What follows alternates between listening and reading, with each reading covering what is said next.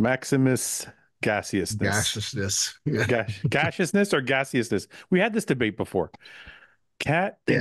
Cat thinks it's gaseousness. She wrote that, so who knows what she meant by it. I think it's gaseousness. Gaseous. Gas No, gaseousness. no, gash is like Gay gaseous. gash is like a gash, like a vagina is a gash. Nice gash, babe. One sec, we'll ask Seth. Well, that's Seth. Here we go. Let's figure it. Let's say what's the slang for that and say tell them to give you one that starts with a G. No, no, no. I want to ask what that name is, how to pronounce that. Gaseous. All right. Okay. Ian. Holy fuck, Seth. How much weight have you lost? Fuck off, dude. Look at your fucking Your look neck at is so tiny. your fucking face looks chiseled. What the fuck is happening? I know my neck looks tiny. I just got done. I just did almost 3.5 miles ruck. Stop I'm sweating. Stop rucking. I You're wore losing. a shirt tonight, though. Yeah, but that's not going to help us get views, Seth. We need the shirt off. It is all in, dude. Ian, what's up, man? How are you? So, The hair is looking more and more like a hat every week. thank you. The hat you can't take off. Okay, Mike, where's your name on your thing? Okay, can you guys see Mike's name? Yeah. How do you pronounce the last name? Gaseousness. Huh? Maximus gaseousness. No, it's gaseousness. No. Is it gash? I thought Gaseousness. I thought gash was like a woman's vagina. Gaseousness? Gaseousness? How do you say it, Seth? I'm just wondering where the gas came from a woman's vagina. Well, gash. Gash. Like a gash. Yeah. Oh, okay. I didn't know if I was missing something. Well, you've never heard that slang before? Yeah, no, it is. It's shush. Is it? You How do never you heard? Yeah, it's Gaseous. space SHUHS. Gaseous. Yeah. Fucking cat's right again. Motherfucker. Gaseousness. Have you ever, Seth, said, I like that girl's gash? No. Great No. gash. I haven't. You never said that? Okay. Sick All right, gash. You're right. Gas, dude. We're going to make it popular. I'm going to make a shirt. Wow. YouTube says it gaseousness, though. See, I know, because we had this debate before. Listen, Yeah. me and Mike had this debate with Kat. Me and Mike had this debate with Kat because she said gaseousness, and we said no, it's gaseousness. Since there's one S, I would say gas. Yeah, and we looked it up, and it said gaseousness. I think in the UK it was gaseousness. Yeah. And we're in North America, bitch. Yeah, because it's when you see this is gaseous. see, listen. Yeah, but Gaseous. that's the UK saying. No, that's American. Well, how come This Paul, is wait. This is British. Don't play it. Paul's here. Fucking hell. Don't play it. Paul's really good. Gaseous? Paul's really good at this. How do you pronounce this? Gaseous? No, you just said that because Ian said it. How would you pronounce it? No, I'm familiar. I'm very familiar with that word. Gaseous. Okay. Ian, where did you? That's exactly how You're very familiar. You're actually backwards. This is the British. Gaseous. Oh, Yeah. See, the Brits. That's real English. That's why. What? You just said it the other way around. I know, but this is American. whatever. This is American. Gaseous. Yeah, Americans don't know how to talk. It's the Well, UK is the proper English. Who's gaseous tonight? Mike is I am Maximus. Maximus Gaseous, Mike? gaseous. Really? Maximus. Very, very bloated this evening. So we can expect to hear some frequent interruptions during the episode. There was a fart last episode. People heard it, but no one admitted to it. Really? I think it was Did you you, guys see Mike. that? It was you. It Mike. wasn't me because I was going to say who did that, but I thought it was a glitch. You Well, are when known for it. When I was editing, I heard it, and I'm like, I think that was Mike. No, it wasn't. Watch whose microphone lights up at the time. Yeah. Yeah, No one's it's no not one's gonna- mic lit up. I don't know. I gotta go. I think somebody was talking, and there was a short pause. I don't know if the mic picked it up, but I heard like. His Paul. I got loose floorboards in this room. Anyway, what's going on, guys? We got a lot to talk about today. First, we'll start with Seth because you haven't been here in a little while.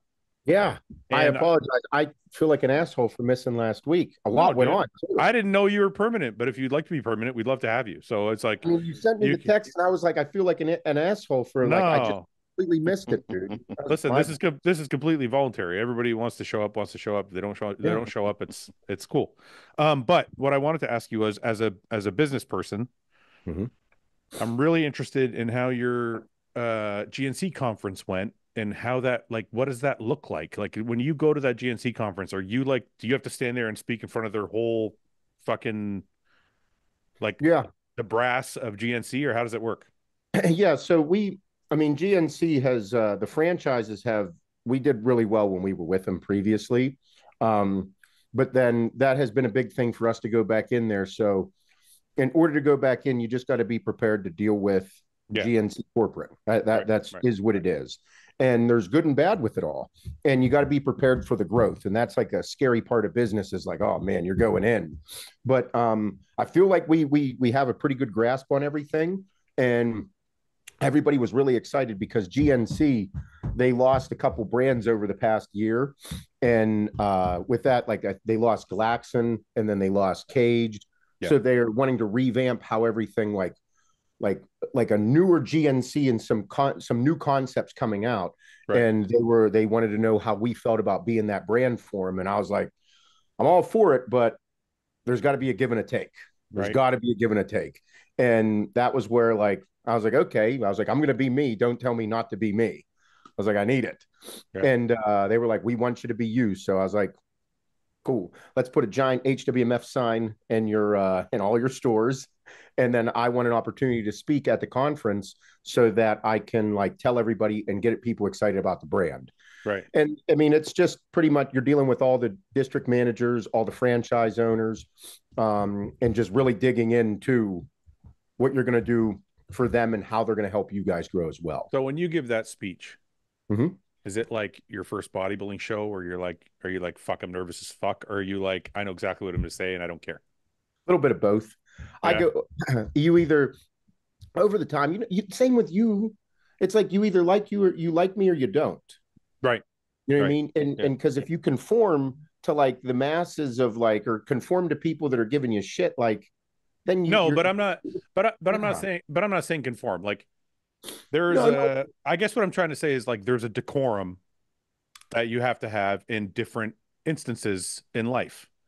Yeah. So some people ignore that completely and they're just Seth all the time. And some people are like, I'm in front of the GNC execs. I better tone it down a little bit or rephrase some of my, like are you telling them to fuck off? Or are you like, No. I was saying I'm going to bring the fucking heat though. yeah. Okay. I mean, I didn't fly off the handlebars like I would in like a truck rant, but I Right. was definitely myself. I said that, I'm the type of guy that I'm just going to be me. And if people don't like me, people don't like me. But what we've learned is that our industry is super fucked up. Right. And a lot of the people, nobody's like perfect and okay. Everybody has vices. And I was like, me, I'm just some silly fucking Western PA dickhead that has a foul mouth, but I got a good heart at least. Yeah. Well, And I work really hard and it worked. It was a really great conference, but it is nerve wracking a little bit, but then it's also fun.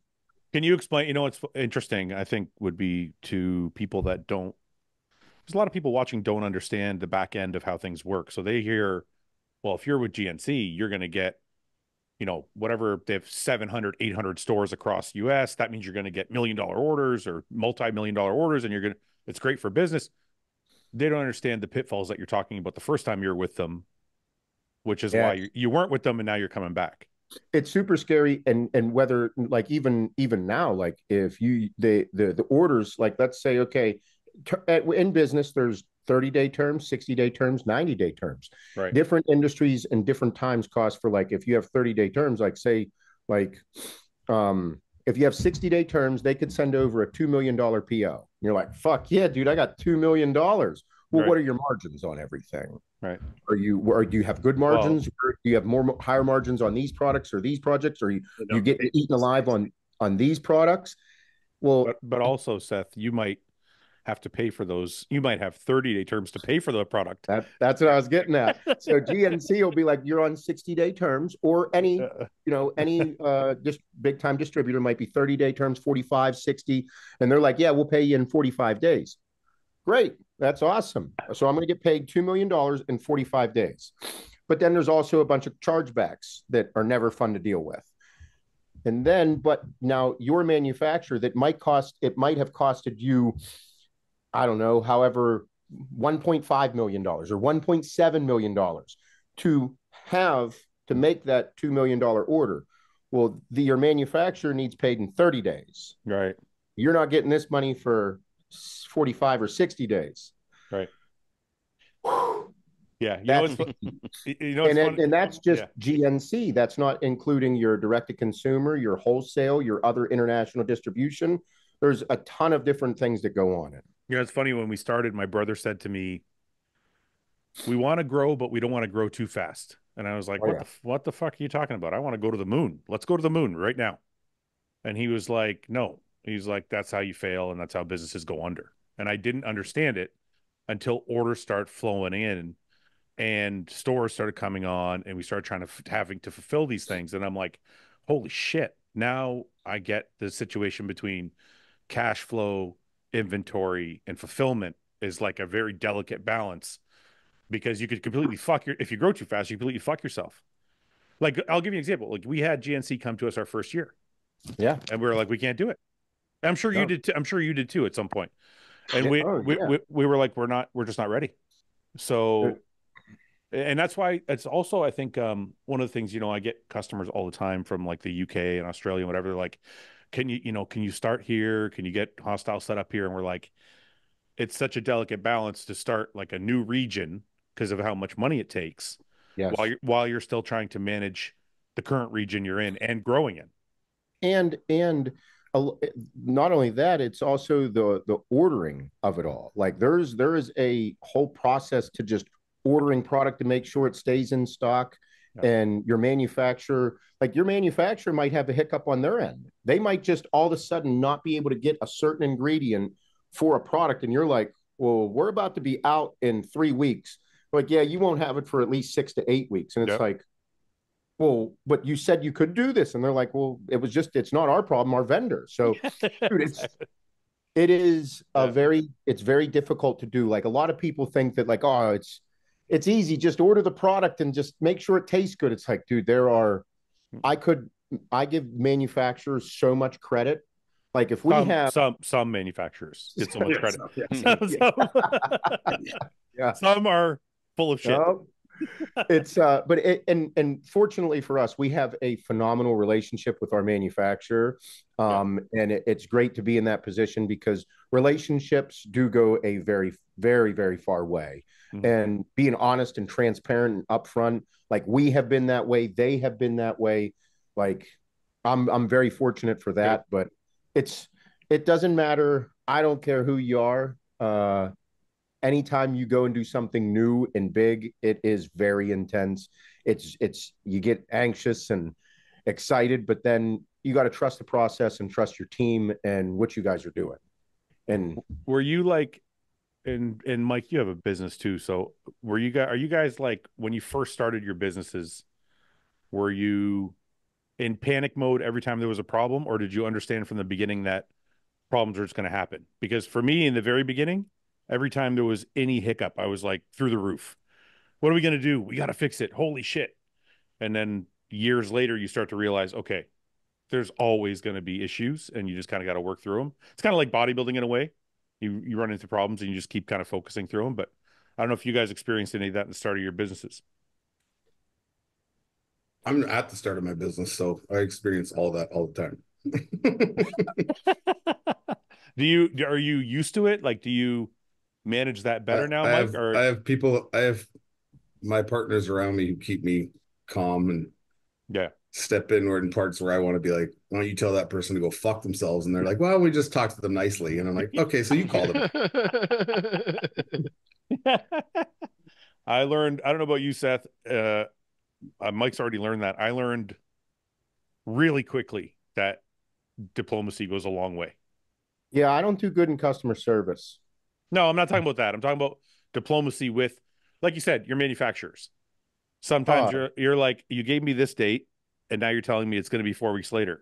And I'm like, what's the whole point of having the dates set up? And you want to snap, and then you're like, diplomacy just goes a longer way than losing your shit. And I absolutely hate emails. Hate them. Really? Oh, dude, I can't stand emails because it's like sometimes you get lost in the vibe. Like even whenever something, like if you're trying to get a point across, and you're trying to get a point across, and you all have always had a good relationship with somebody, and then you send an email or receive an email that you're like, dude, where the fuck are you coming off talking to me like that? Like I thought we were cool. Like it was just a mutual relationship. So you're totally reading the email You misread it? in an angry tone. Yeah. Yes. I do that with text sometimes. I have received them and sent them, and like I've received an email that I'm like, hey, dude, do we have a problem? And I'll text it back. I'm like, we have a problem. No, dude, what's wrong? And I'm like, did I misread your email? You know? So I like phone calls. I'm a phone call guy. What's going on, guys? This episode is brought to you by manscaped.com, and I want to show you the smooth package that they have. This has the exfoliating gel, the shaving gel, and it has the razor. You open it up, looks like that. Listen, it's for the guys that want to use the trimmer to get close, and then the razor to get even closer, so you can get smooth as possible. Now, they also have body spray and body wash, which are two things I use all the time. They're my favorites. They smell great, feel clean. I don't feel oily and all that after I use the body wash. It's got a nice clean feel to it. If you go to the website, check it out. They got all their other products. Go to manscaped.com/RBP. Check out all the different stuff they have for men's hygiene. They have cologne, obviously the Lawnmower 4.0 trimmer. They have boxers now. They have all these different deodorants and lip balms, everything you could possibly need. So get to manscaped.com/RBP or use code RBP at checkout for 20% off plus free shipping. Ian, what's going on with you, brother? You're pretty quiet. I know you got a couple big things happen this week. You listening? Yeah. You're a motorcycle. You're a biker now. I'm officially a biker now. Yeah. I saw that. We can officially be biker boys together.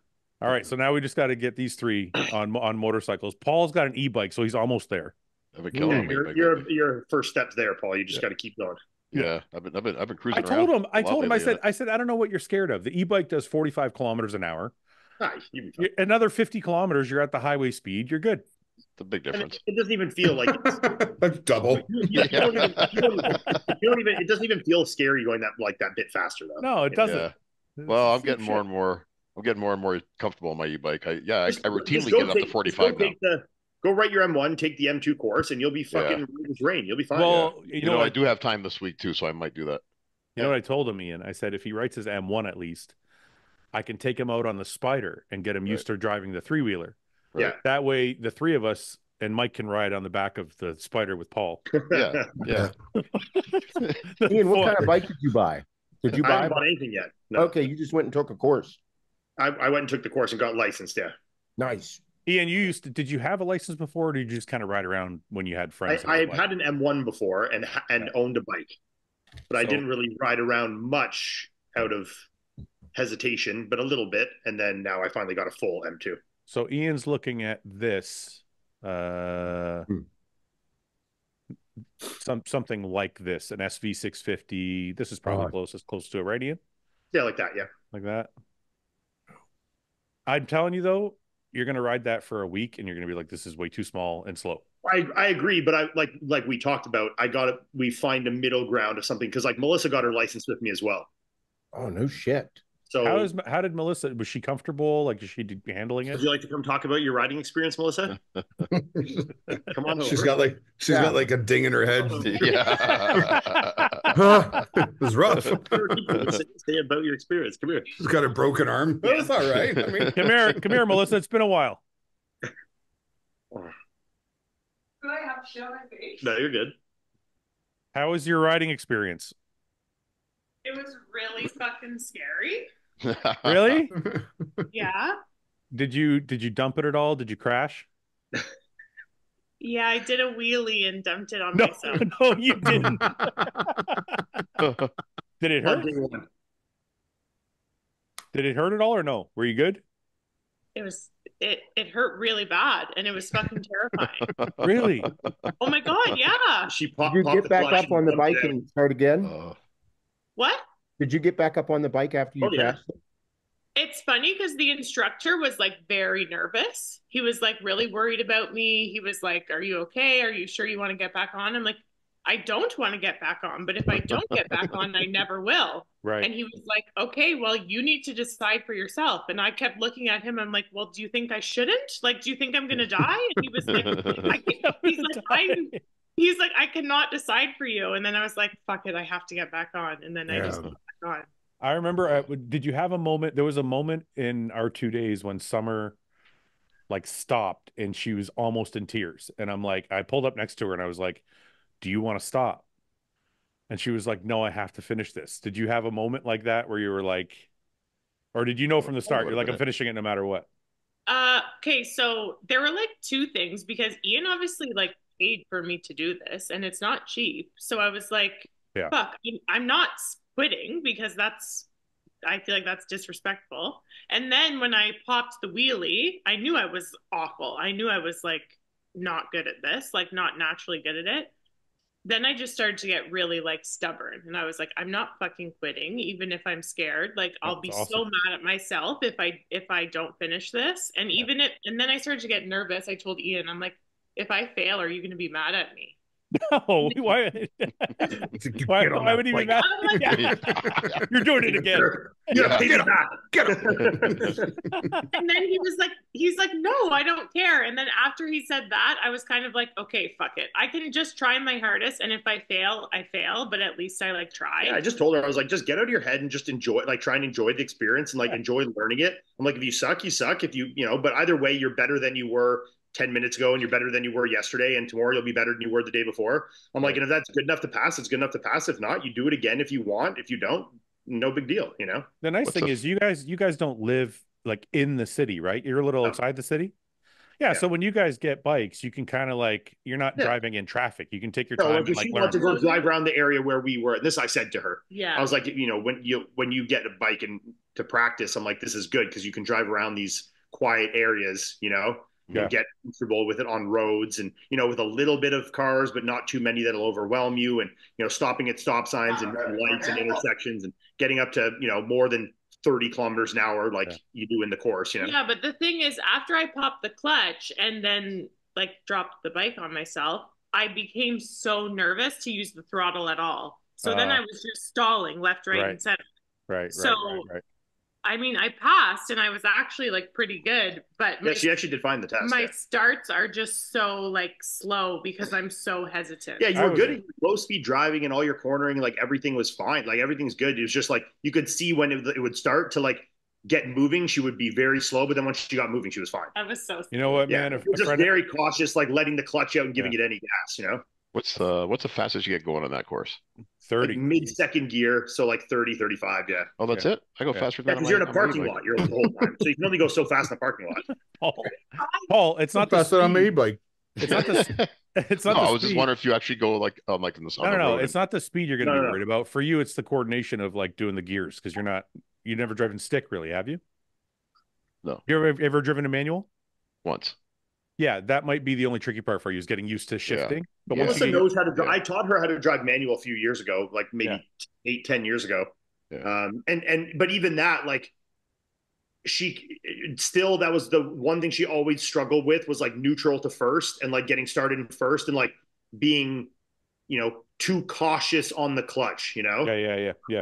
The best thing that happened to me was a friend of mine took me to a parking lot after I got my beginners. And he's like, let's just stop and go. You're not going to do anything. You're going to go from one end of the parking lot to the next. Just drive, stop, turn around, drive. No, don't even turn around. Just let the clutch go, stop, let the clutch go, stop. Oh, yeah. So I learned how to do this. We did that. Yeah. I just did that for like 2 days and I'm like, okay. Melissa did that for a while. Just like feel like that friction point on the clutch, like where it grabs, where it grabs.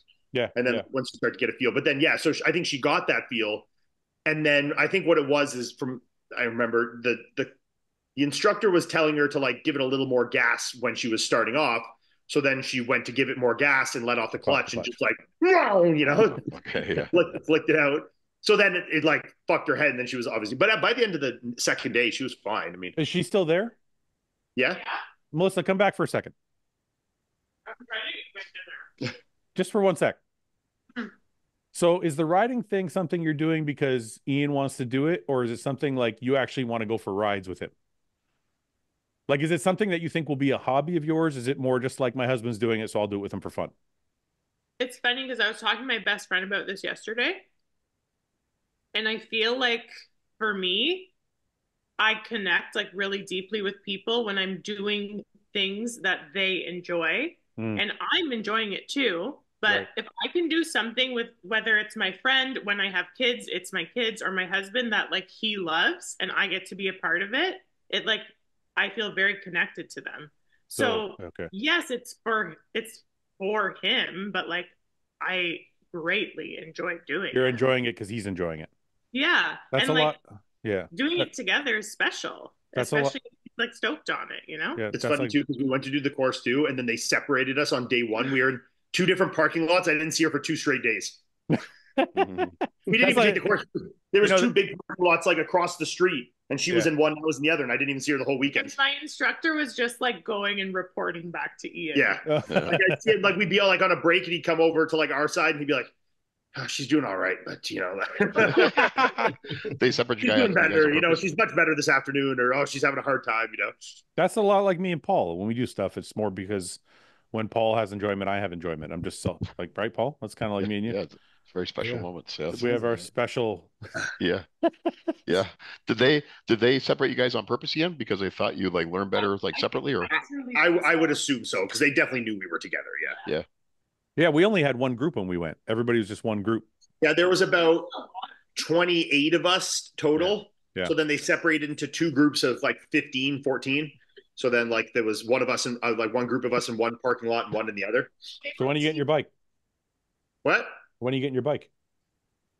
Soon. I don't know. I'm going to Florida on Thursday. So you're going to Florida and having surgery now. Yeah, well, yeah, that's. Oh yeah, you're having surgery. You're not going to be able to ride for like 3 weeks at least. Yeah, it'll be 2 or 3 weeks. You have to teach me. But it's good because that'll give her time to get like a little more confident, and then I'll be done. And then honestly, by then maybe she'll be confident enough on that bike that I can just get my own bike and fucking, you know what I mean? Okay, this is what we're gonna do. When you're healed up and she's riding and comfortable, we're gonna ride to the Cabot Trail. Sure. You know it's like a 3-day ride, right? That's okay. Yeah. Okay. Yeah. Go for it. Paul and Mike, you guys follow in the car. Yeah. Meet you there. Michael fly. Yeah. Anyways. But yeah, that's I guess the other thing that's waiting for. So yeah, I was gonna talk to you about that too. So you said you might have your surgery like next week. Yeah, very surprising. Yeah, well, because I had the imaging. What was that? A week or 2 ago? Wait, is that in Canada or in the U.S.? That's in Canada. Wow, how come was that fast? Yeah, are you paying for it? Nope. Wow. Is that a good doctor? Is it a good doctor though? Is it a good? He's the best. No, doctor. listen. I got.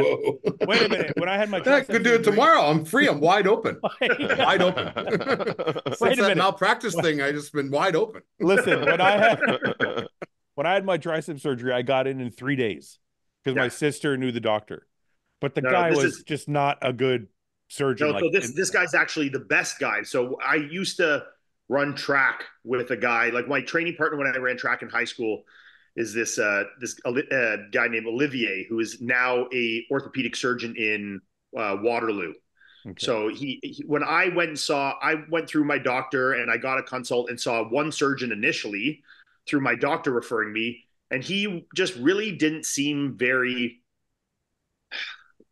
like energetic or optimistic about doing the surgery at all. He's kind of like that. Yeah, like, you know, blah, blah, blah. Like, it's not hurting that much. Like, yeah, your range of motion is bad, but like, you know, it's not that big, you know, not a big deal. Wait till you have 30-degree loss of range of motion. I'm like, what, 30? Are you fucked? I'm not waiting for that. Like, you know, I'm already at 22. Like, I'm not going to wait till I'm at 30, you know? Yeah. So he just seemed very like reactive and not proactive with like these kind of things. And it pissed me the fuck off. I was actually very upset about it because I really wanted to get this elbow fixed. And I was like, I'd waited to get in with him. And I finally got in. And then it just felt like it was like took the wind out of my sails and like the fucking course of that process. Yeah. So then I texted my buddy that I used to run track with, and he specializes in the foot and ankle, so he doesn't do like elbows and stuff like that. But he did med school in Ottawa. That's where he's from.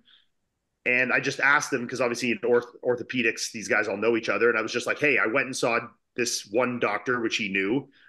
This is what he said. I really didn't like it. I'm looking for a second opinion. Do you have anyone you would recommend? Like that I, get my doctor to get a requisition. He said, yeah, I'm actually good friends with one of the guys that's like the top ortho surgeon in Ottawa. That's, really, really good. And I highly recommend it, especially for the elbow is what his specialty is. He's like, I'll text him. So he just texted the guy, and the guy was like, yeah, no problem. Get his doctor, send in a requisition. I'll get him in ASAP. So then I got in like within, I don't know, a week to see this guy. And then he got me an imaging, and I got the imaging like within a week or 2 weeks of him issuing it. And then I went back. So I got the imaging on the 4th and 5th of July. And then I came back today on the 9th. And he was like, yeah, looking all the images, like, yeah, we definitely need to go in there and clean it all out. And we kind of talked about the whole procedure and blah, blah, blah. And then he was like, well, how soon would you like to do this? And I'm like, as soon as possible. He's like, I could probably fit it in next week. And I was like, what the fuck? I was expecting like 18 months. So I was as surprised as everybody else. 2 questions. Yeah. One, you're going to be gone to Florida. So how are you going to do that? Well, that's a good question. Been trying to decide which one to do. Well, I've already booked my Florida stuff, so I'm going to go to Florida no matter what. So what I'm going to do is, they said they would call me by the end of the week for booking. Yeah. So I'll go to Florida. My Florida trip is supposed to be from Thursday to Thursday. I'll go down there. If they call me on Thursday or Friday and say that we can do you on Monday, well, then I'll just fly home Sunday. If they call and I say I'm in Florida till Thursday, is there any way we could do it, in the next week, like the week after? Do you have any space like 1 week after? And they say yes, then I'll do that. If they only have that early week, let's say when I'm still in Florida, then I'll just fly back for whatever the day. So second question. Does it matter? You're going to Florida to train with Chris and stuff like that. So does it matter if like the area is inflamed or anything from training? Like they want you to take time off? Did you ask any of that? They didn't instruct me to yet. Maybe if they call at the end of the week and tell me not to, but as of now, I have not been instructed anything of the okay, sort. And last question. So because I'm just getting, I'm not getting any like muscular tendon ligament stuff. It's called the debridement. So it's just like they're scraping out, like it looks like I have like fucking a beach of rocks in my elbow, So they're just scraping all the scar tissue off your fucking tendons pretty much. Yeah, it's not even on my tendons. It's like, it's calcification, like big, osteophyte formation that's gone between my 2 bones of my forearm, between my radius and my ulna, and in the joint capsule. So there's a lot. Yeah. Okay. Yeah. So there's a lot that's developed in there. So it's part of it is like a mechanical blockage, so my arm doesn't straighten, and it also doesn't come up like this one. I can get up to here. This one goes to here. And this is all being done. You can see the difference, like is pretty significant. And straightening, it's even more significant. So it's like I'm not in significant pain. Like once in a while, the elbow will like kind of lock up and shit. Like I'll be sitting and I'll go to straighten my arm, and it'll be like, oh shit, pop, and it'll kind of lock in and out. But as a whole, it's not too bad. It's just the range of motion loss is very frustrating, especially when you're still trying to train. And this is all being done for your comeback at the Detroit Pro. It's the first step, Okay. The first step of many steps that would need to happen. Yes. Paul, what's recovery from that, Iain? He said 4 weeks is like to be back to 100%. It'll be 4 weeks. I think I can half that. So I mean, if I can be back in 2.5, 3 weeks, I'd be pretty. Little BPC, little growth hormone, back in no time. You know what's interesting is I actually think that growth hormone is probably the causation of this. Yeah. I agree. Yeah. And he seemed to think so as well. Yeah. Yeah, makes sense. Yeah. So like those kind of bony formations, like especially, like maybe I had some kind of tricep injury, and then I was doing a lot of growth hormone, and the joint kind of built up a bunch of, basically bony formations to kind of protect itself. For those watching, we're not saying don't do growth hormone. We're just saying definitely do growth hormone and do lots of it, but just know that you might get an elbow made of stone after that. Yeah, you have to do some scraping. You might grow an extra bone or two. Chris told me say the same thing. He's like, hey, over years to come. He's like, because when I did it 4 years ago, and he's like, you can expect if you keep on taking a bunch of growth hormone, he's like, you can expect to have to get it cleaned out in several years. Like it's gonna happen. Look how much growth hormone I took. Look at that thing. Is it always just the elbows? No, it could be anything. It could be cartilage too. It could be your ears. Like if you see some guys, they have like pointy ears. Yeah, yeah. I've seen that on a few guys. Yeah, I've seen it too. Yeah. Shit. Yeah. Sometimes It's you also can like that horn, like that mandible. Yeah, like Oh. I don't have it as bad. I think most of it went to my elbows, but you also if you look, you can see some guys' noses just keep growing. Yeah. Like they just get wider and wider and wider. Or I think me and Paul took too much growth. You guys did a lot. Stop taking growth pretty soon then. Fuck. Gonna be all nose pretty soon. I'm sitting here looking at my nose and I'm like, I share your pain, Seth. So yeah, I mean, it was one of those things where I was like when I said to him as soon as possible, I wasn't expecting as soon as he did. Yeah. So like I kind of was like excited because I want to get it done as soon as possible, obviously. And that's way sooner than anticipated. But then I was like, fuck, I also want to like have as much riding time this summer as I can. If I'm going to Florida next week, the timing is not overly convenient, but like it's better to do it now than later. Like just fucking get it done. You know what I mean? You're gonna lose the rest of your summer almost. No. Listen, 4 weeks is nothing, man. It'll go by fast. It takes you the middle of August. That will take me to like, I think, let's say I get the surgery done by the middle of this month. That'll bring me to like the second week of August. That's fine. Yeah. Paul's just trying to be a downer. Paul's trying to be a downer. I'm not trying to be a downer. Just ignore Paul. He's trying to piss on your parade. You know how I like math, Fouad. I was just doing the. I also think like Paul also exaggerates everything. If you say mid-October or mid-August, that's the end of the summer. It's forget it. If that's 4 weeks to be back to training, I think I'd be able to ride within 2 for sure. Yeah. Oh yeah, okay, that's not so bad. Yeah, because like this is a very minimally invasive. Like they're doing like 3 or 4 little tiny arthroscopic like incisions, like 2 on the front of the arm, 2 on the back. And they just go in there arthroscopically and kind of chip all this shit out. So it's only bone, like calcifications and osteophytes and bony formations they're removing. There's no like soft tissue, and it's minimally invasive in terms of like how they got to cut it open or anything. So like the recovery from the flesh wound and plus like the internal is very minimal. It's not a big deal to recover from. That's how I did my shoulder, 3 holes. Yeah, I have a is that what you had on your shoulder? I had I had a torn labrum, so they reattached the labrum, but I also had bone you had no spurs. muscle or no ligaments, like no soft tissue damage at all. Well, the labrum, I don't know if you consider that soft tissue or not, but that had to be reattached, and then I also had bone spurs, so they shaved down the bone, I guess, or cleaned it up, rounded it off, whatever. Yeah. So I could see your recovery time being a little more because they are reattaching a tendon or a ligament or whatever. Really quick before we move on, Mike defending Jacob, amazing. It's good, huh? Oh my God. I'm like so angry the season's over. Is there only 1 season out right now? Yeah. It's like what, 9 episodes or some shit? Yeah. I've seen the first season. I didn't know if there was another. Oh, you already seen it? Yeah. I watched it when it came out. It came out a while ago. Well, how come you didn't tell us? I gotta leave. I gotta wait for Mike to fucking. I probably did at the time, but I don't know. Nah, bullshit. Did you guys watch Vikings Valhalla? No. Yes. You didn't watch Valhalla? No? I said yeah. I'm finishing that right now. Oh, Ian said no. I've been watching House of Dragon. I'm behind House of Dragon. I'm not as into it as I was before. The most recent episode, the one that was Sunday, was really, really good. Yeah. I heard it was nuts. Yeah, it was good. Maybe I wasn't paying attention. What was I doing? Oh, I was looking at motorcycles for you, actually. I appreciate that.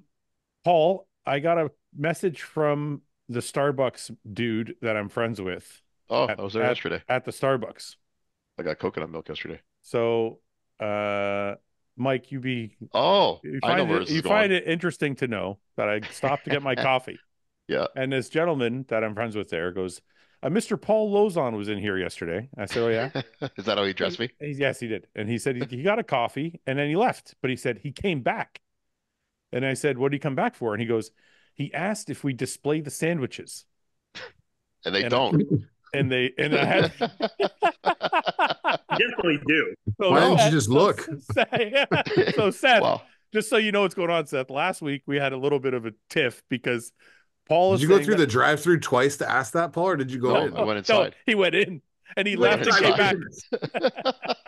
Where he can physically answer the question for himself. We had a little debate because Paul said he's never seen the sandwiches on display at Starbucks.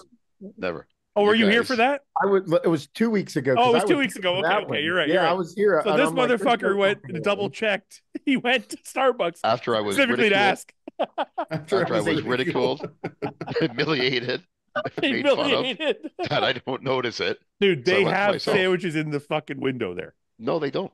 Not there. They have desserts in the window. Mm. Melissa, does many at that. Put the sandwiches in the display sometimes? Yes. She said 100%. Yes. Yes. Anyway, moving on. Well, I'm sure this store was an anomaly. They didn't have one sandwich on display. Starbucks. Yeah, Google display. Did they have signs? Did they have signs? They had signs. They had signs. Pictures a little small of wait a second. Wait. Paul's a little bit right as usual. Mm-hmm. Oh. I don't know why you continue to doubt. If you have ever bought a sandwich or pastry at Starbucks, you may have noticed that the barista probably didn't actually take your food out of the display case. Instead, Starbucks employees typically get your item from the back and leave the display foods in the case. Well, obviously. They are on display. But it goes on to say that that practice has been discontinued. Thank you. ChatGPT said, ChatGPT says, yes, Starbucks typically displays their sandwiches in refrigerated cases near the counter where you place your order. These cases are usually transparent or have a glass door so customers can see the sandwiches and other food options available. This setup allows customers to easily choose from the selection of sandwiches offered by Starbucks. When's that article from? Well, that is a little old. In Paul's defense, that's a different section. They have the refrigerated section where they have sandwiches made. But then they have the glass case above where they used to put the sandwiches in the baked goods. Yeah, well, it's saying both there. They did it before COVID. After COVID, they didn't put them out there anymore. Yeah. You know that for sure. It was COVID. You just made that up. He just heard me say it 2 minutes ago. I said it 2 minutes ago, and he just repeated it. Yeah, Mike said it too. Mike confirmed it 2 minutes ago. But I talked about it with the guy at Starbucks, and he confirmed fucking that. Paul, how do you always manage to be like 5% right? Because I don't remember everything clearly, but I remember something about everything. A little foggy. So that's why I always get something right, but the rest of it wrong. All right. Me and Paul had a debate about our assholes as well. And I want to ask you guys, what do you think will clean out your intestines more? Not eating for 36 hours and then drinking one of those like flush drinks that they make you drink before you get a colonic, or a colonoscopy, sorry, or getting a colonic where they blast your asshole full of water. Yeah. Oh, what cleans you out better? Like cleans all the shit out of your intestines. Well, how long did you not eat before the 36 hours? The colonic. I don't think there's any time limit for the colonic. Yeah. I've had 2 colonics. They never told me not to eat. So you just went and had a colonic? Because they're just clearing out your lower. I had breakfast and I went. There's no medical purpose. I don't remember. You did it for enjoyment. Yeah. Dude, colonic this morning, man. It was awesome. Hey, I know a bodybuilder who will remain unnamed just because I don't know if it would bother him. Probably wouldn't, but he used to do a colonic before every show. Yeah. Before every show, he would do a colonic because he felt like it would like bring his waist. I've definitely been with guys making weigh-ins where they had to use the anal suppository. What do you call them? An enema. Enemas. Yeah. Enemas. Yeah. Coffee enemas, regular enemas. Yeah. Anyway, like lay on your back, put the thing up your butt. Yeah. So anyway, going back to our debate, I thought, how can anything be cleaner than someone power washing your asshole? Like they're literally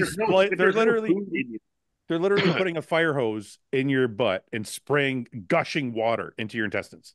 But you're only getting as much water as they can force up and come back down. Right. Thank you. Other solutions forcing everything from the bottom out, from the top down. Right. Yeah, but there's no pressure like forcing it. Yeah, but that pressure needs to build and then push back out. But your body's system is meant to clean itself out. Like it's not like it's just like. It's not like it's a dirty garbage can in there. It's like you just dump it out into the fucking yard and it just like, stays dirty. It's like it cleans itself out. It's like flushing a toilet. Like it self-cleans with the. Yeah. Plus, the reason we had this debate was we were talking about how people say like, oh, you have 5 pounds of undigested shit in your intestines at any given time. Yeah. Which I don't believe, because I went for a colonic because I thought that, right? So I'm like 31 or 32 years old. I hear this thing and I'm like, oh, maybe that's why I have a bloated gut. Maybe that's why it wasn't the fucking 4,000 milligrams of fucking steroids. It was the fucking protein. It's so undigested food, obviously. I better go get a chicken in there. Yeah. I better go get a colonic and see what's going on. So I get a colonic. Well, while you're laying there, there's like a clear tube that you can watch, like all the stuff coming out of your body. Yeah. Yeah. So I'm seeing like broccoli go by and shit. I'm like, okay, this is cool. I'm like, I but oh, this is cool. Look at that. I remember that. But I'm not seeing any like monster fucking shits go by or like anything like dramatic. So she says to me, I go, I don't see nothing. She's like, your asshole's pretty clean. She didn't say asshole. She's like, your intestines. she's like, you're pretty clean. I don't see anything. I'm like, okay, so this thing true that people say that like you have 5 pounds of undigested matter in your intestines? I'm like, I ate 300 to 500 grams of protein for a decade and then had this done and it was clean. Well, did you ask her this at the time? Did I ask her about undigested waste? Like what? Like, did normal people have a lot more than you? I don't think I asked her that, but I said I thought I remember asking her that I expected more. Yeah, and she's like, no, it's clean. She's like, there's nothing. Yeah. So this is what I think the difference. The best part of that whole experience, I have to say, if anybody ever does it, is the massive, amazing relief after. Because as soon as you're done, the water comes out, and then they take the hose out, and they're like, there's a washroom across the hall, and you literally go across the hall, and you just take the longest fart shit combination you've ever taken in your life. It feels good. That's good. Oh, it was amazing. So they have like a squatty. They have a squatty potty there, so you put your feet up. And it's like squatty potty. Man, imagine being the fucking janitor that's assigned. That's what I was just thinking. The poor bastard has to clean that thing. Your job is to clean the toilets at a fucking colonic place. Doesn't get much worse. They're literally just. But I guess it's been cleaned out. It's clean though. In his defense, it's just water, and it's not shit. Not really. How much stuff comes out when you push after that? It's just spray. It's just fart spray. It's just like yeah. It's just like a waterfall. Anyways, and wait, when you look in the toilet, is the water brown or is it water? I don't remember, dude. It was a decade ago. I don't remember like what color the fuck. I mean, it's coming up for me. I got to get a colonoscopy. I turned 40 this year. Well, colonoscopy is different though. That's what he should go. That's what Paul likes to do one like every month because he just. I don't like to do one every month. I do them out of an abundance of caution. Enjoy them. You got a member's card. You get somewhat of a connoisseur these days. I have a history in my family of colon cancer. Therefore, I've been very proactive about it since my 40s. Very proactive. Very proactive. I've been very proactive about it. Yeah, I just had one done a while ago. How many do you do a year? A year. Well, usually every 3 years. Oh, okay, so that's he does it. He does at least 2 a year. I guarantee it. You don't let you do 2 a year here. I've tried. They don't let you. After a certain age, every 2 to 3 years is pretty normal, right? Yeah. Especially when you've got a history of your family. My family has a high history of it. Paul's every 2 to 3 years. Paul's actually right. I think after, like Seth said, I think after 40 you should go. I have to go. I have to go get that. In Canada, I think in Ontario at least, after 40, OHIPAA paid for it. I think for you to get it every 3 years. But now they make it. Now it's after 50 because it's not the paying part I'm worried about. I don't want anybody sticking their fingers in my ass. They don't put your fingers in your ass. I don't know what you picture this as being. There's nobody fingering your butthole. I don't know why you think that's what happens. Looks good up there. How you doing? Somebody just talking to you while they're finger banging you? No, that's not how it works, man. It's so what do they do? What do they do exactly? You well, first you put on the gown. Then they put you on a table. So you got to lie out of it, don't they? You lay sideways. They do give you some drugs, yeah. So and I've fallen asleep every time. It's not like a heavy, like they don't put you out like they would for surgery. I wonder why they do that, Paul? There's some fucking fun. They're having some fun with your butthole while you're sleeping. I told you the one story the way how I had my buddy at work's nurse. The nurse was my buddy at work's mom. Oh no way. Yeah, and it led to an embarrassing situation that one time too. I came out of sometimes because they got a camera up your fucking ass. So I guess sometimes you might get some air up there or gas up there when they're done. So it's common, you'll hear the recovery room. It's just men just farting like crazy. Yeah, I'll tell you, it's just constant in the recovery room. So this one time, I had really bad abdominal pain afterwards. So it was really bad. So they thought maybe they maybe pierced something when they went inside me or something. So they put me back on the table to do a quick X-ray to make sure everything was okay. And they were like, "It's just gas in there. You got to let it out." So And it just so happened it was my friend at work's mother who was my nurse. She had to put a shoehorn in my ass and let it out. What? Well, it wasn't a shoehorn, but Like it's her kind of literal fun. I don't think that's medical, dude. I think they're just like, let me get in there and open it up a little bit. Okay, now push. Yeah. oh my god. Yeah, it's kind of like a Viking horn. He comes You know, walking they're in going with to his battle. thing He like, was come getting here, out Paul. Yeah, He was I getting out the love it. speculum that they do like fucking pap smears with, you know? Yeah, yeah. It was kind of like fuck. that, and just oh The man. duck, the Anyway, duck lips, you know? All right. God. So Ian, me and you tied last week, so I have a draw for first. I'm still undefeated. And last week that just passed, which was the big I man. actually think I can go this entire year and not lose. You're gonna fucking lose. I'm gonna make got sure. Vancouver this weekend, You right? said that 3 months ago. I'm still Bring it. we're working on it, Ian. Fuck you. All right, so this was last week. We all got this wrong. Amir, I got right. Mike got wrong. Paul tied with us too. Huh? No. Paul tied with us too. Yeah. The same picks as you guys. Mike lost. No, you don't. I switched Wait, to Anthony here. No, I lost. Oh, right. No, yeah. you lost. So No. me and Yeah, me and Paul tied for first. yeah. Who was Mike, was Wolski Mike fourth? lost. Yeah, Mike lost, but you weren't tied for first, Fouad. Sorry. Yeah, but I lost. I didn't lose. second Mike last. lost. Yeah. Mike lost.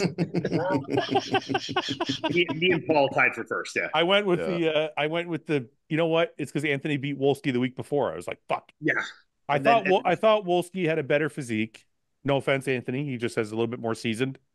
But I thought maybe he's getting tired. I thought maybe he wouldn't be able to bring the condition back.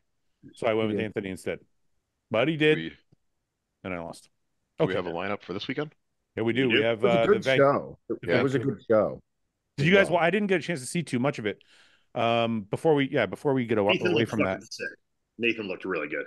Before we get away from that, let's look at some of the picks. Nathan looked, from what I saw, Nathan looked full. He looked very, very full compared to Bonac. Bonac actually looked like he tried to get more in shape and looked a little trimmed down. Yeah, I was gonna say it looked like for Nathan, he did exactly what they said they were trying to do. What was that? What did you hear them say that their game? They wanted to come in a little fuller and crispier skin. Like that was the click that. Click on the right there. Full 4K video on repone.de. Click that. See if we can see the actual. Yeah, I think I've seen Nathan look crispier, for if that's what they're going for. That video didn't make him look as good as I'd seen him in some games. So there was a couple videos and pictures of him where he looked like. Ooh. I'm gonna go back because it doesn't look like I can see anything here from that show. Yeah. So that one was Nathan, but yeah, it could be the video only, I guess. Where the fuck did that go? There's Nathan there. This guy was pretty impressive. Yeah, he was. Carlos Andre. He's a kind of I don't know how looks old. Like Nathan. Yeah, the lats are like crazy high though. Yeah. He looks like a mini Nathan. He's got some good parts for sure. I don't know if there's any other. Does anybody just know? Just go to Nathan's profile and go to the tag. Yeah. Where did he go? Down there. Oh, no. Wait, I just want to check this out.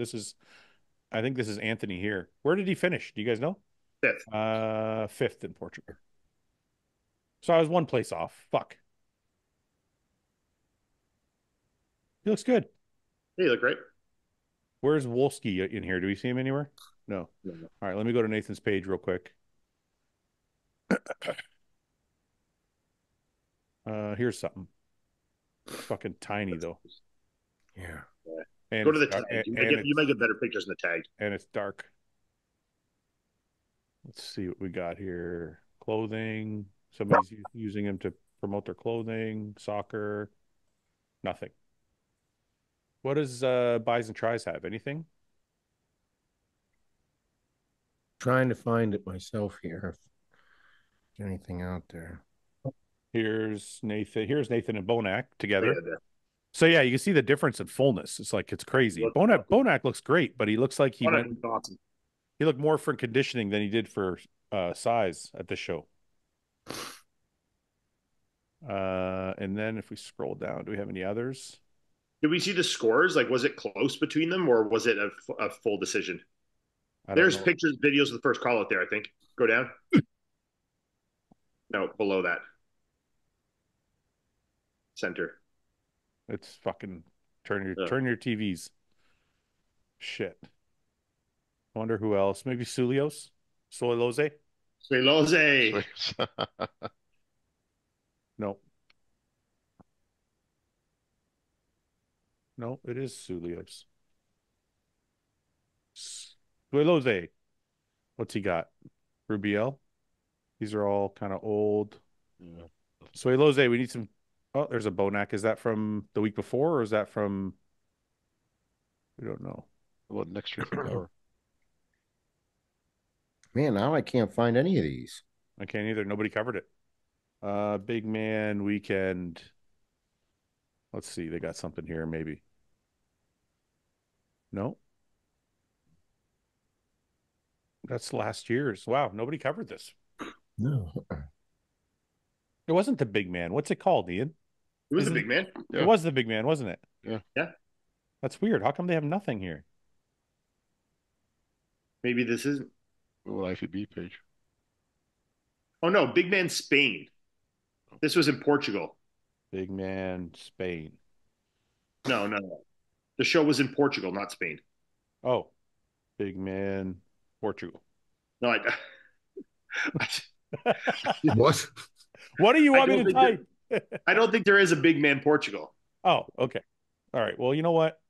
Wait, isn't that Nathan there in the video right there? Where? Right in the middle. Yeah, but it's the one we already saw. It's like dark and far away. Oh, Mr. Big? Yeah, what are they? Mr. Big. Yeah, you can't see that, man. Go to Boss of Outlaws page, see if there's something. Nothing. Just victories. Here he is with 1 and 2. This guy's just fucking collecting. He's just racking them up, eh? Collecting hardware. All right. Well, we can't cover it, but we can go to Bodybuilding Without Borders. You could try that one. I did. That's the first one I went to. That's the very first page I went to. That's the first page you went to? Yeah, look. This is where that's where I found this one.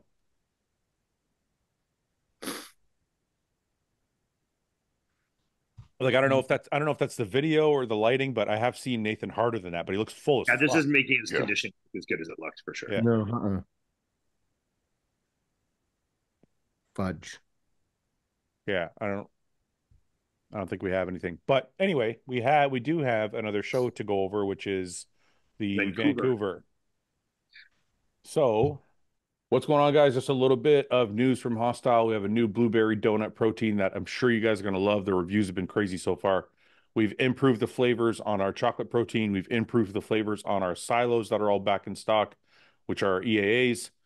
The blood shots are all coming in the next week or two, as well as the intras. So we are going to be restocked for those of you who've been waiting for our stuff. Now I want to take you to the Hostile page really quickly. If you go here and you click on, this is the main page here.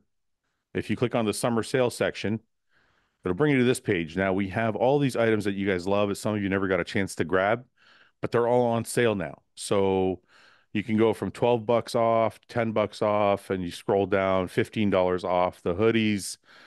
And you keep going, and we have lots of stuff and lots of sale items here. $20 off the Arnold hoodies. So if you guys want to check out this section, you can get some good deals on that. And if you use code RBP, you get 10% off. I don't think you can use a code with the sales section, but you might be able to. So use code RBP, get 10% off, or use one of our athlete codes and get 10% off. Guys, we are restocked and ready to go. Hope to see you guys in the store. Okay. Who won? Mike, you lost, so you go first. We got to go. Lineup? I'm going to go 1 sec. Just give me a second. Hold your horses, Paul. Hold your fucking horses. Okay. This is the lineup. That's it? We got Slavoj is a seasoned vet. Tim Budazheim has been looking good. Stan DeLongo, everybody knows Stanimal. Is he looking fucking good? John Jewett looks good. It's actually like a pretty good competition. Like Tim, the standouts to me are Tim, Stan, John, Stu, Robin Strand's conditioning will play a part. I don't really know the other guys unless you guys do. Colada, Stan. What's that? Colada won. Sorry. Can we see Stan? Yeah. Yeah, I was getting updates of Stan a little.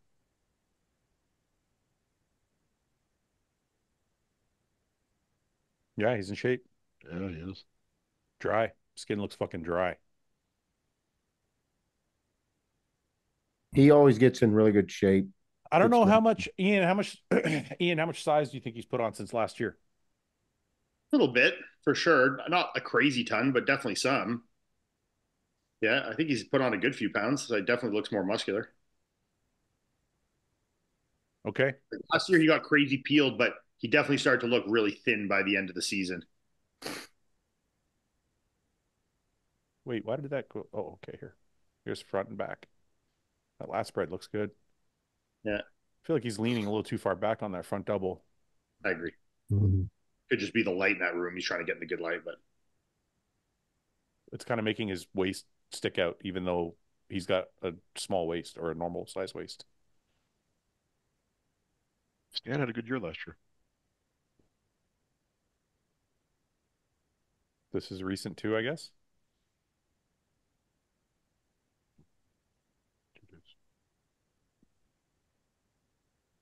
His legs look super dry, but he's not pulling them in. Like I don't see the detail here. Look at that. Yeah, the quad detail is what's lacking. Obviously, he's crazy peeled. But wait a minute, but Ian, I think he has the quad detail. He's just not pulling his hips back. Yeah. Like these lines are not coming out. Stan, if you're listening to this, or if anybody sends you this, pull your hips back so we get the detail in the front of your quads to pop. Like he's in shape. Because even here, you can see he's not pulling it out. Yeah, I agree.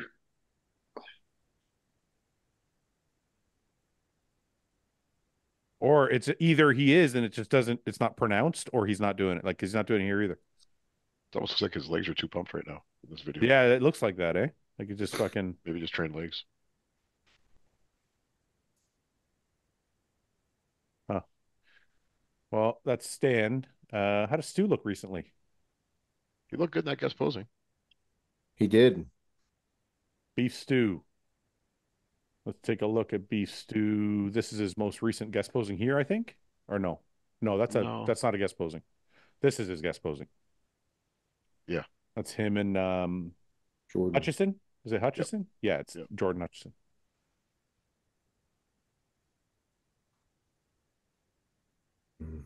What do you guys think? Could Stu beat Stan? Mm-hmm. Yeah. Ian? Oh, Ian's not there right now. Paul? I think he can. I think he'll redeem himself from his last show. Remember his last show? He finished I think it was 4th. Yeah. We all had him in the top 2. I think he'll come back and redeem himself from that show. I think John. I really like. Is John gonna win this show? Can for sure. John's gonna be in shape. Didn't John beat Stu at the last show they competed together at? Was Stu in that show last year? I think that was where John was, or John was in. Stu wasn't in Toronto. Stu wasn't in Toronto. No. Can I see that lineup again, Fouad? No, Jewett beat Robin, who's in this lineup. Right. But that's the only carryover from.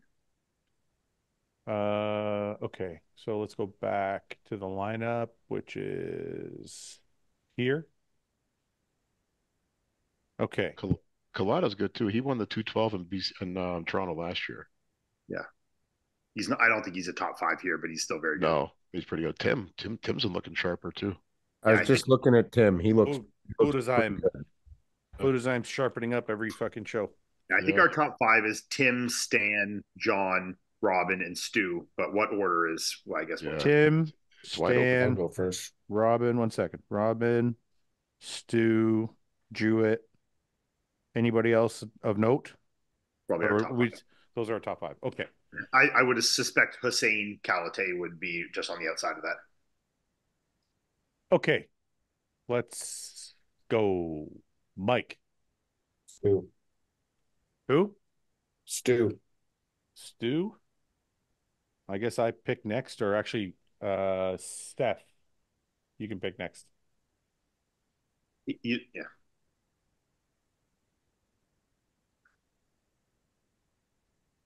I'm between Stu, Tim, and John. Okay. Can you explain your reasoning while you're thinking about it? So the Yeah, I mean, audience can. I think Stu has like, I don't know, I think he has the best flow out of all those guys. I think that he's due to really put it together. I think John's gonna be much better than he was in Toronto. But I was just looking at pictures of Tim, and the guy looks great. He looks really good. I think it's the sharpest he's looked. He's big. He's full. But it's a lot to peak. It's a lot to hit perfect for Tim. So do you like Tim because he looks like you?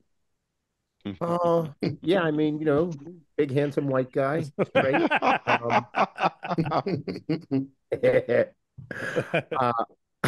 Yeah.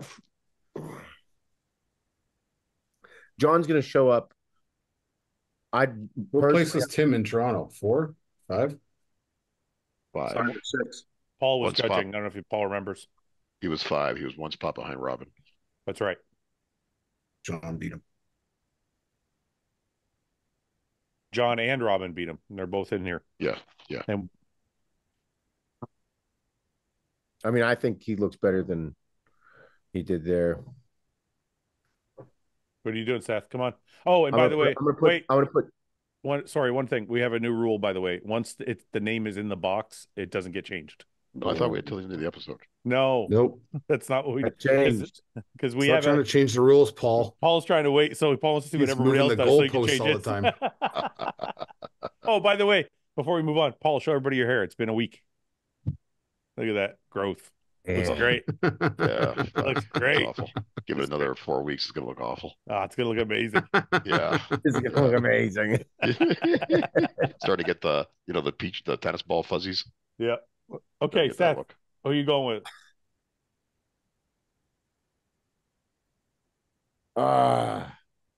Shit.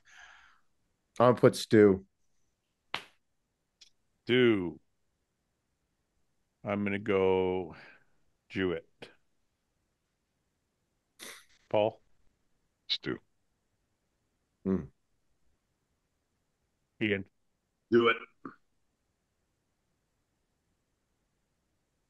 Mike. Do it. Seth. John. Do it. Paul. John. Might want to flip mine. Too late, buddy. I told you. Yeah, I know. Ian. Right? I don't like playing this game. Ian, who's second? Come on. Yeah, I'll go Stu. Okay, Mike.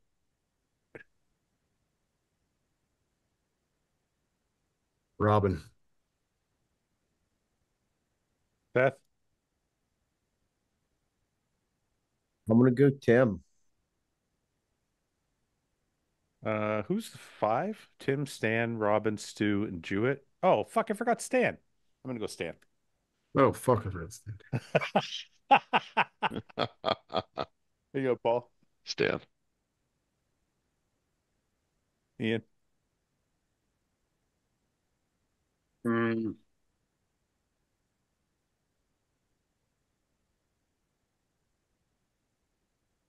Fuck. Come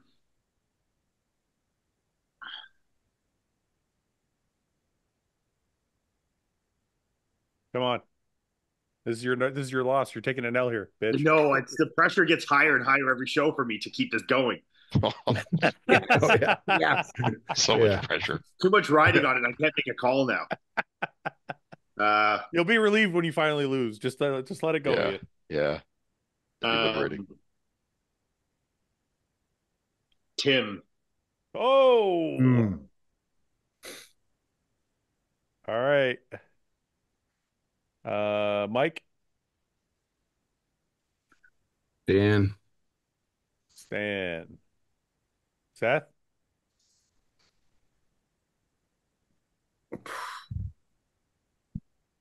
Fuck. Fuck. Who trains Stu? I don't Would know. Did you say Who? can we train Stu? No, No, no. who trains Who Stu? trains Stu? I think Stu trains himself. Does he? I think. I don't know. Mm-mm. No, somebody who coaches him? He works with that Blue Taylor guy, I think. Oh, okay. Mm. Okay. Come on, Seth. Oh. It's a podcast. We can't have this much dead air. We need to fill this in. Let's go. I'm gonna go with Robin. Robin. All right. I'm gonna go with Tim. Wait. I think because it's maybe home turf. I'm gonna go Robin. Paul? Tim. Ian? Fuck. Robin or Stan. Are you fucking serious right now? This is tough. It's not tough. Why? Because Stan is better than Robin. No offense, Robin, if you're listening, but Stan has got a nice physique. Yeah, but he's missing more in the quads, and he's going to be smaller than Robin. Robin even beat Tim at the last show, and I think Tim's really good, and I have Tim third here, so I got to think about it. All right. Okay, yeah, I'm going to go Stan. I'm going to go Stan then Robin. Yeah.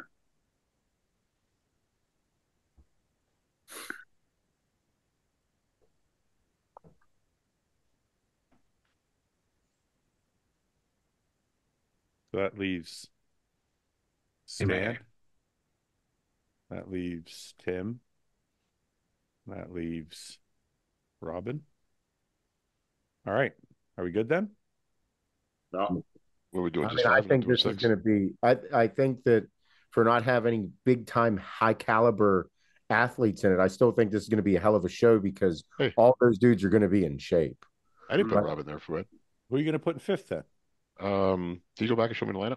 Oh, fuck you. You're just being an asshole. Here's the fucking... You're just being an asshole. You can't make a pick for me. You can't make a pick for me. Just being a fucking asshole. No, I can't make a pick for me. Okay, fine. Who's gonna... Okay. He's going to pick Robin at the end of this. I know he is. He's going to look at everybody and he's going to pick Robin. I'm going to go Bednar. Bednar. Slavoj. I hope he's 10th.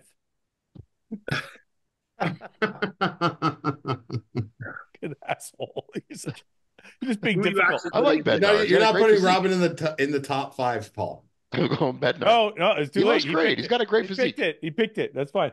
This is an extra 4 weeks of hair growth. No, it's not. I didn't agree to that. That's what we're betting on right now. No. I'm not doing any more hair growth. No. This is enough. All right. We got our picks. All right. Let's get to some questions. All right, Paulie. Ready? Yep. You got 200 questions. Nice. Quick, is this rapid fire trivia? Hardest job you ever worked while on a contest prep. Easiest job you ever had while on a contest prep. Hardest job I ever worked on a contest prep was being a dealer at the casino. Oh. Yeah. Man, I don't know if I could do it. I'd probably lose my fucking mind. They test you, for sure. Yeah. What did you use to deal? What do you mean give you a break? It's a high stress job. What game did you work at, Paul? I don't. It's fucking dealing cards, man. What the fuck are you talking about? Yeah, in a room This full guy's of out there fucking working. assholes. This guy's out there working fucking construction jobs, and then going to fucking do cardio after. You're like, it's his hardest. I'd rather do construction than deal cards to a bunch Come on, really? losers. Losers. Sorry, I take that part they back. are. What games did you usually work? Blackjack, craps, and baccarat. Craps was actually a fun game. I could deal craps all day. That was fun, but I hated blackjack. Sucked. What was the easiest job? Ever go to the casino when he worked, Paul? Fouad? No, we didn't hang out then. I don't think. I didn't know him yet. No, I didn't know Fouad yet. What, Seth? Paul? What's the easiest job when prepping? Probably the border. Me? Yeah. Yeah, because what I used to do when I was prepping, when I worked at customs, I would switch my shifts to midnights, so that way I could be around less people. It was slower there. So yeah, I used to purposely do that for the last like 2 months. I go steady midnights. Seth, hardest job, easiest job? Uh, Probably the easiest job was just being a sponsored being a pro, yeah. Yeah, being a pro, hanging out with the kids all day, just doing some training here and there, and just collecting mailbox money. What was the hardest job? Hardest job was fucking working construction, just working a job. I didn't do any crazy manual labor with it, but I was just walking a lot, and that it wasn't really hard, but that was the hardest that I did during a competition. Yeah. Mike, hardest, easiest? Balancing was the hardest. Yeah. Just because of the hours and the fucking dealing with the bullshit. And then the easiest is just when you're training people. You're already in the gym anyways. So. Iain? Yeah. I don't really have any hardest jobs. No, you don't. You're like, I worked, the only jobs I ever worked while I was competing, I worked at Popeyes supplements when I was really young, which is like the best job ever for a young competitor. Yeah. It's like I could sit in the back, eat all I want. I had discounts on supplements. The guys, like, it was fucking awesome. It was like the best thing ever. And I worked, and the gym that I trained at was downstairs below the Popeyes. So it was like fucking best scenario ever. And then I owned that gym with Tony Ciro for a little bit, which that must have really sucked balls. Anyway, sorry on. But that was good. That was good for bodybuilding because like we owned our own facility, so like I could train in there. It was like not hard. Yeah. Am I lagging? A little bit. Yeah. You're a little choppy, but it's okay. Whoa. He didn't like it. Like slow motion. All right. So you had no hard jobs. That's fine. Oh, my computer's about to die. So go plug it in. All right. Easiest for me was pro, obviously, and hardest for me was carpentry. Carpentry. Yeah. You've never been a carpenter? Fuck you. I did carpentry at a table. You don't know me. You don't know me. You didn't fucking know me then, bitch. While you were dealing cards, I was working with wood. Yeah, I was working stuff out of wood. Apparently, he's whittling fucking shit. But we used to build. We used to build tables. We used to build tables for. We used to build tables for fast food joints. It's that place on the corner. You know where Steinmar's Donuts is? Yep. You know, on the corner by the Teppermans.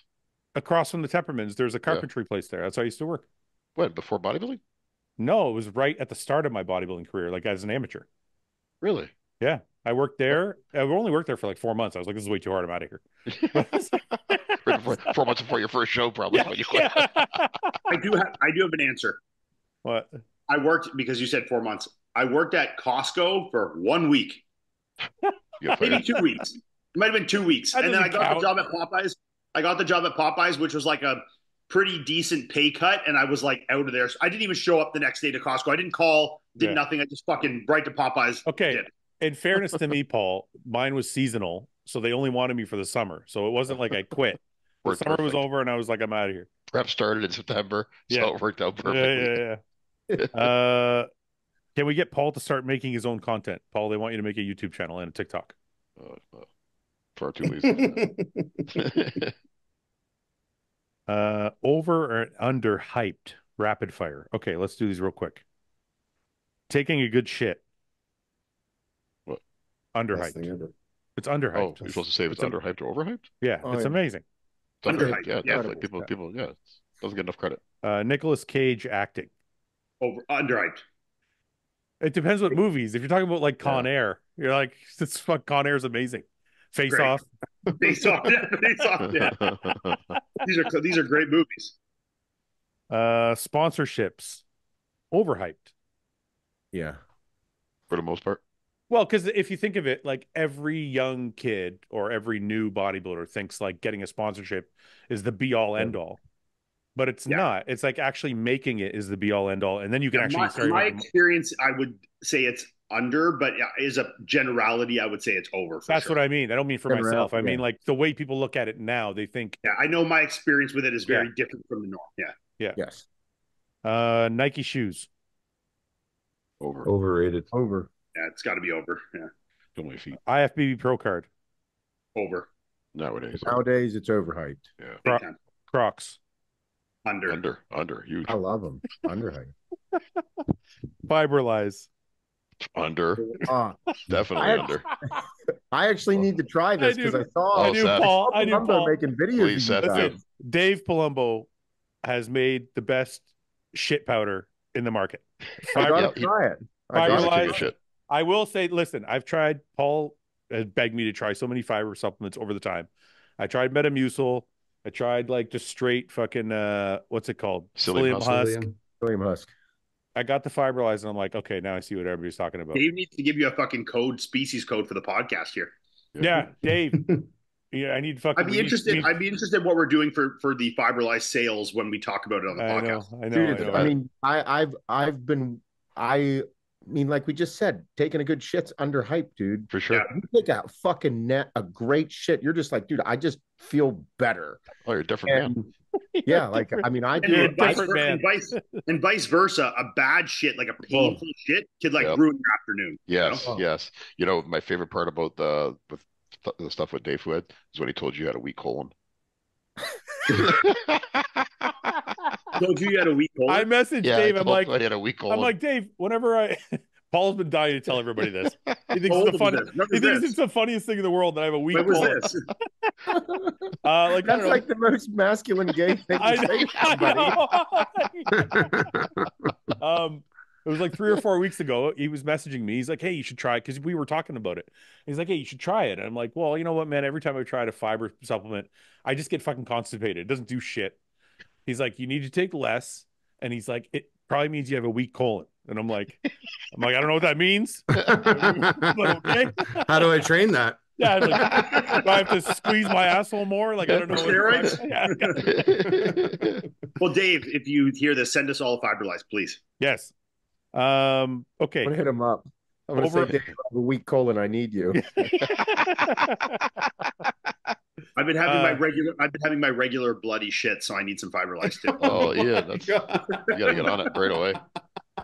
Just blood. I just wipe it. We're going back. We're going back. Okay.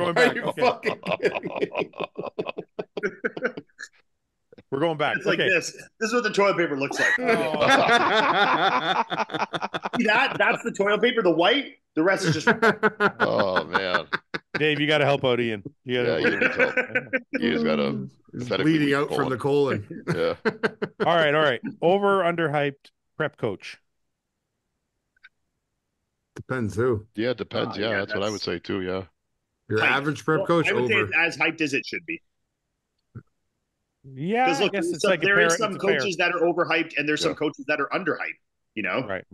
Okay, but I just mean having a coach in general, not if you're in the. I think if you're in the pro ranks, it's underhyped.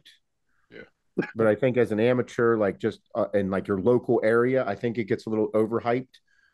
Just because like local people, if you're doing a local show the first time, it's good to have a second eye and have some help and this and that. But you don't need to be paying a prep coach $300 a month. Just your very first show and lifting weights after a few years. I know this is rapid fire, but I just want to touch on this a bit. I have a little bit of a different opinion about it. Well, let's go. I feel like I don't think you're wrong, but I feel like let's say somebody's just like, I want to do it as a hobby. Then in your situation, in your example, I would say you're right. But if like in my case, when I started bodybuilding, I was like, I want to win and I want to see what happens and I want to go on. If somebody has like that plan already in mind, I feel like it's good to start out with the right knowledge from the right person from like day one. Yeah, that's a different scenario though, because not everybody's like that. Right. I think everybody likes to think they're like that, but that's also why it's kind of like, I think you need to, just try and diet. Do one for fun. Yeah. Diet for 6 weeks and see how you feel. Like diet for 8 weeks, see how you feel. Yeah, I see that. I mean, I know where you're coming from because like even the young Ty who works for us, like he's committed. Like it was just like you're explaining, like he's like, oh no, I'm in it. I hired a coach. I'm in. He doesn't deviate. He just started working with Jansen and he's like, yeah, I'm in now. I'm like, bro, you're all in. I don't know. I kind of like only that. A couple years for him. I like that though, because I feel like if the person's like, I feel like in bodybuilding, if you want to be successful, there's no fucking, there's no half in, half out. You're all the way in or you're not. Yeah. And yeah, I completely agree. I just think I think even that's an anomaly. Like, I don't know. Yeah. There are more people turning pro than ever.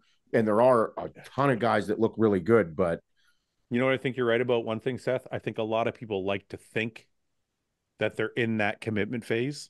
Yeah. When they're not really there yet. I Yeah. hear a lot of guys say, I want to be a pro, or I think I can be a pro, or whatever. But then when you see what they're doing, or see what they're eating, or see what their habits are like, you're like, oh, wait a minute, you're not really there yet. I don't follow them. I don't watch all their videos, but I think the Trend Twins may have done a decent job of explaining how fucking hard it is. Oh, I didn't see. Why would they say? Just because it's they like breaking a diet and like them just being as transparent and meathead-esque as they are, and they've been prepping for the show. Right. Like I think that I don't watch a ton of it, but it's kind of like they're very transparent. Like they don't care if they look like idiots or morons, and they're right. They're saying it's difficult, and it's like good. It is fucking hard to be just an Instagram bodybuilder is one thing, but to come into the competition world, it's you got to have some stones and you got to have some discipline. Yeah. Well, I think the average person doesn't realize that to be an Instagram bodybuilder, you can probably be 7 or 8% and look amazing. 7 or 8%, couple filters, the right lighting, and you fucking look fantastic. On stage in your fucking underwear under bright lights, you need to be like 3 or 4% or you're fucked. Yeah, you could take a great picture after you just got done training for 2 hours. Right. Dry as can be and nice and full. Right. I used to do it on purpose, Seth. I would go sit in the sauna and make sure I was really veiny and dry. And I would come out and take a photo. And then I would post it. I'd be like, I look amazing. Take a diuretic. Yeah. Guys on a Tuesday to post an Instagram picture. Okay, going back to this. Over underhyped Wolfpack bags. I don't want to talk bad about Wolfpack bags, but I have noticed this thing in bodybuilding that's like very, I don't want to say for lack of it. No, I don't want to say cringy, but almost incestuous, where like if one person has something, everybody has it. Yeah. Get a Jim Ripper bag. What's that? What's that? I didn't hear what Play you it said. back. Play it back a few times. Get a Jim Reaper. Get a Jim Reaper's bag, Cody. Actually, we have HOSSTILE bags. You get code RBP, and Seth, I think you have bags too. Yeah, we are not meal bags, but I got all kind of bags. No, but you got gym bags, right? Yeah, gym bags. Yeah. Code I love penis for 10% off. You need to make that actually work on your site now. I do. It does work. Who started this thing with the Velcro tags of what category you compete in that they put on their backpacks? Yeah, Wolfpack. Have you guys seen this? Wolfpack did that. Yeah. Did they? Yeah. Listen, they're the meal bags good by them. They are good bags. Yeah. I just want to say before this gets misconstrued or whatever, Wolfpack does have nice bags. Ryan, one of the guys. I have a couple of them because they've given it to us at the Olympia and at some shows I did. So I have like those gray ones that say IFBB Pro and all. Yeah. They're great bags. I mean, I've used them lots to travel. I mean, they're nice. No Jim Reaper's bag toed in, but they're still a good bag, It's interesting. Like those nuts down. Those little tag-like things get popular, right? Like those Velcro tags. People like that kind of stuff. My kids with their Crocs, they got these tag things they buy for their Crocs. Yeah, but it's different. It's like a new charm bracelet. Wait a second. I can understand it with kids. I don't understand why like you would have an IFBB Pro tag on your bag. I agree. Everyone's got to know, bro. Gotta let everyone know, bro.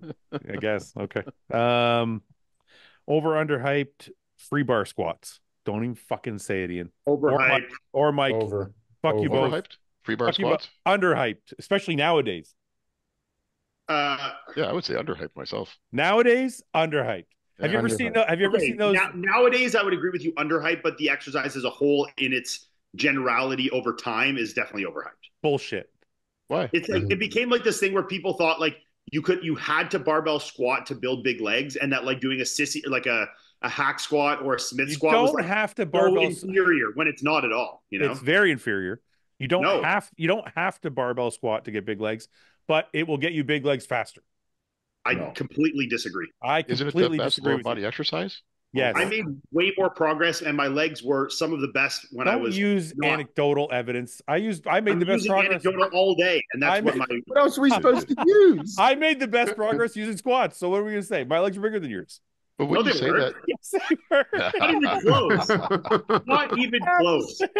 They were much rounder and sweepier than yours. No way. What are you talking about? The density was just no comparison. But when you say maybe had better hamstrings than me. Seth, I'll give you Seth, you were a squatter. What are you talking about? You're fucking known for your squatting. So this is where I'm torn because early on in my career, I always made sure I focused on leg presses. Right. Just because I always got such great, I got such great connection with. We did too. Me and Paul did them every workout. I love them. Yeah. Yeah. So I'm kind of like, okay, I did a lot of back squats, ton of them, but then that's where I'm like, if I watch somebody that's squatting and they're not seeing progress, I'm like, you should be doing leg presses and hack squats. Okay, but we're saying something different. You're saying, I'm not saying that you have to squat. I'm saying in general, the squat is a great fucking exercise, and it's not, especially I don't disagree. Especially nowadays, it is definitely underhyped. It's like nowadays, it's you ever see those TikToks where people are like bodybuilding in 2006 and they show like Ronnie and Jay like T-bar rowing, barbell rowing, like killing weight, and they show bodybuilding in 2024 and it's a guy like doing this. Yeah. I love those videos. What the fuck, man? Come on. Yeah. But what I agree with that, but I also don't think me getting into a hack squat with fucking 16 plates or Smith squatting 7 plates is like in any way inferior, other than that I'm not putting in any limiting factors other than my legs. Like, I agree don't with you. Stabilize it out of my back or my core or putting that weight and walking it out of a rack. I can literally just unrack it on the Smith machine or the hack squat and go straight down. I agree with you, Ian, except for I think as for a compound movement, meaning I'm not just training my quads, meaning I'm training my fucking adductors, abductors, sartorius, hamstrings, everything. Glutes, I don't think there's a more complete exercise to train them all at once. For the lower body, I would agree. Sure. Okay. I won't disagree with you in that sentiment. I guess for me, in terms of, I'm looking at it is like a tool for one specific thing and not like as a full-fledged like leg, you know what I mean? Yeah, but that's why I'm saying what I'm saying, because I wouldn't do squats because I wanted to train my entire leg. I would do squats because I want to train a specific part of my legs. Can I give you an example? So I've run into a number of people in my 20 years, 25 years, I'm sure you have too, that are like, I want big legs, and they don't squat, but they fucking leg press super heavy or they hack squat super heavy, and they're like, I want to get big quads. The problem with these people on stage is they don't understand that having big quads doesn't necessarily mean big legs. Like, you have to develop, you know this, I'm telling you something you already know, but for people watching, you have to develop the whole fucking leg. Of course. If your quads are huge and your hamstrings are shit, your legs are going to look bad on stage. You need to have everything. I mean, I agree. I completely agree. But then you also have to think of the people that just go in and squat 405 for like a double and say, yeah, I squat. But you know what I mean? But we can say that people have bad form or bad takes on any exercise.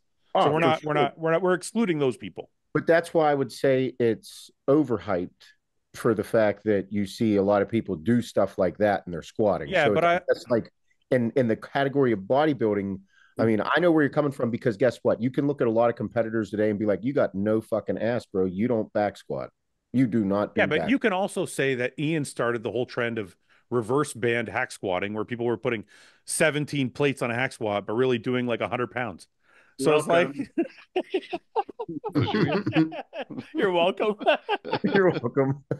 No, but I think there's bad form. And also, look, the main thing I see on hack squats, a guy will put 7 plates on it, but he'll put his feet at the top of the pad. Yeah. I'm like, okay, now that's the same argument you can make for back squatting, is that you're gonna back squat in a position that's the most dominant for you to do that lift. Agreed. Whereas other lifts, wider stance, other lifts, you have the luxury of being able to adjust foot placement, do all this stuff to like have a flat back or have a less arched back, or like be more or less forward. So I'm saying that back squatting is a good foundation, to move poundage for sure, because if you're able to move that load, that's going to carry into transferring into muscle development in the body and power, right? But if you want to, like you said, like you were a great bar squatter, but you could say like, man, I really developed my glutes and my quads and my hamstrings or something. Someone could say my hamstrings never really got it on I was doing back squats, so I had to really nail hamstrings with like stiff legs or whatever. So. And you're always your body's gonna default to where your power angle is and where your anatomy lies, and like your hip position and how you take that bar down. So you're never going to change that up, most guys, because once they see that the weight's progressing, it's like get locked down in this position of like tight, down, down, down, down, down. So you don't think about like this isolation or this like drawing, maybe pushing from the ball of my foot, not the fucking heel of my foot or okay. But one second, we're talking about all these different nuances, and what I'm talking about in generalities. Like if you took 10 guys and you're like, okay, all 10 of you can pick one exercise to grow your legs. And one guy picked leg press, one guy picked hack squat, one guy picked squats, whatever. I think the largest percentage of guys with big legs are going to be the squatting group. And when I say big legs, I don't just mean big quads. I mean big lower body. Yeah, I won't necessarily disagree with you. You skewed this whole thing just for your favor. Even bigger. We're talking about. I'm only saying they're overrated in the sense that I think that there was this. Like they cast a shadow on a lot of valuable exercises. I agree with that. That people like, even me, when I had some of the best legs for a while competing, really good legs and a lot of shots. And I would be Smith squatting like fucking like a crazy person, ass to grass, and people would criticize it, you know? Yeah, but people I know it was kind of a joke at that point, but like, you know, people would be like, had this sentiment that you had to barbell squat like to be a fucking man, you know what I mean? Right, which I think if it's the right tool for the job, like anything, you should absolutely be using them. But you shouldn't just be married to any exercise because of like the thought of it, you know? Okay, a few things I think we can all agree on. One, you don't have to squat to build huge legs. No, pick what makes the most sense. Two, I think a good leg program incorporates many basics, not just one. So like there's a few things, like we're not saying just squat, don't hack squat. We're not saying you have to squat. I'm saying it's overrated for the reason that I think that it just got people away. It made a lot of people, I think, bad program because they were so married to the idea of squatting and not to like what it actually was doing for them. See, I think we've reached the period. I know this is supposed to be rapid fire. We're way over. I think we've tilted on the other side now, though. I do. Yeah, I think we're at a period now where everyone's like, "Oh, all the basic old school shit is for the it's for the old heads. We can do this new stuff over here." Yeah, and I'm like, I think we've overcorrected. I do agree. Yeah. It's like you never see a bench press in a gym anymore, or rarely. Yeah, I wonder that too sometimes. You know, like I know bench press is dangerous. They've been ostracized for pec tears, Dangerous for pec tear, but I mean, I used to get a great contraction doing just flat bench. I still do flat bench with 225 regularly. We still do flat bench with like dumbbells. Yeah. Like dumbbells. But I mean, like old school barbell bench, like you don't see like the old barbell benches in gyms very much anymore, or incline benches anymore. Yeah. Still have them, but it's not nearly as prevalent as it was. Yeah. Okay. Last one. Over or under hype GH? Over. I think it's exactly what you get. You get what you pay for. It's not I think over or under. I think it depends who you're asking. I think if you're asking an Olympia level pro, then I think it's exactly what you expect. I think if you're asking someone that's never used it before, that they think it's like the goddamn holy grail and they're going to be massively disappointed. You know how many times I've heard in my life, if you take GH, you can eat pizza and still be ripped. I'm like, no, bitch, I've tried it. I can't. Spent about $8,000 trying to make that happen. That think GH is like the missing link to be like the size of Rami is like dumbfounding. Right, it's like you will gain less muscle in terms of poundage on the scale from GH than any other drug in your arsenal. You know, like if you take 200 milligrams of test versus 6 units of growth hormone, which is comparatively a lot more, you're going to gain more from that fucking tiny dose of test. Yeah. Hey, I don't know what this means. I'm just going to ask you for Iain. Would Joel Seedman be able to coach C-Bum to an Olympia win? I don't know who Joel Seedman is. Fucking out of his mind. Who's Joel Seedman? Pull him up, bro. Just watch any fucking video and not be This guy is an absolute fucking character. Instagram? Yeah, I don't think he actually believes the stuff he does. There's no way. Oh, okay. Is this the guy I think you guys are talking about? That does everything in like very small ranges of motion, like will argue it to the death that it's like the best way to do it. There was a video the other day. He had a guy like with a band around the back of his neck, benching in midair. This is the guy you put up, Mike? The guy was like doing push-ups with a barbell on his back? No, that was some other idiot. This doesn't look that bad. I mean, it's extremely dangerous. It's a balance thing, but like I don't know what's wrong with this. He's training pro athletes. You have to like think about that. These people are fucking out of their minds. Why I switched from deep squats? Because this is way easier. That's why. Like, look at this. What is this shit? What is? Yeah. Find the one with the band around the back of the neck bench press. Yeah, go around. Go around. You get some crazy ones here. Go down. Why is he blindfolded? He's blindfolded. Oh my God. Nice clothes training. He's going way too heavy too for this guy. What's this? That's not horrible. Okay, That's horrible. Oh, we used to make fun of this guy. Remember? Oh Paul? yeah, Not still this see guy. this once in a while. Not this Look guy. at the range of motion too. Like the old leg press, shoulder press. Yeah. Literally the dumbest exercise. I'm like, they have a shoulder press for that, bro. Yep. And it's designed for it. Look at this, bro. What the fuck? That's an NFL. That's an NFL player, by the way. Why would he allowing that to be done to himself and videotaped at the same time? He's just jerking his head around with bands. What's this? God. Oh my God! I don't know what's this. There. What's worse, this or CrossFit? No offense to the CrossFitters out there. There's a torn rotator cuff. What's this? Why has he got his shoes off? Why is he holding shoes? I don't understand. Oh, he's just doing an ad for fucking shoes. Yeah, okay. What's this? What's this? Neck strengthening. With a quarter push-up, like right. Oh, that looks dangerous. What are you doing? Oh my God. This is an injury waiting to happen. This literally serves no purpose doing this kind of kettlebell on the foot. Like, oh my multitasking. God. What? Look how many followers he has. Look at this. Just to work the top part. Just to strengthen the top part of that movement.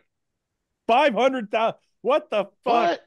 That's why we're fucked. That's why the world's fucked. You know what that tells me, Mike? Will argue to the death that doing 90 degrees or less is better because this guy has like polluted their mind with that this is like better, and it's like the craziest thing ever. Yeah. Can I just tell you what that tells me is like people are dying for the easier way or the different unique crazy, like it's just I was just going to say that's what is pissing me off so much about today.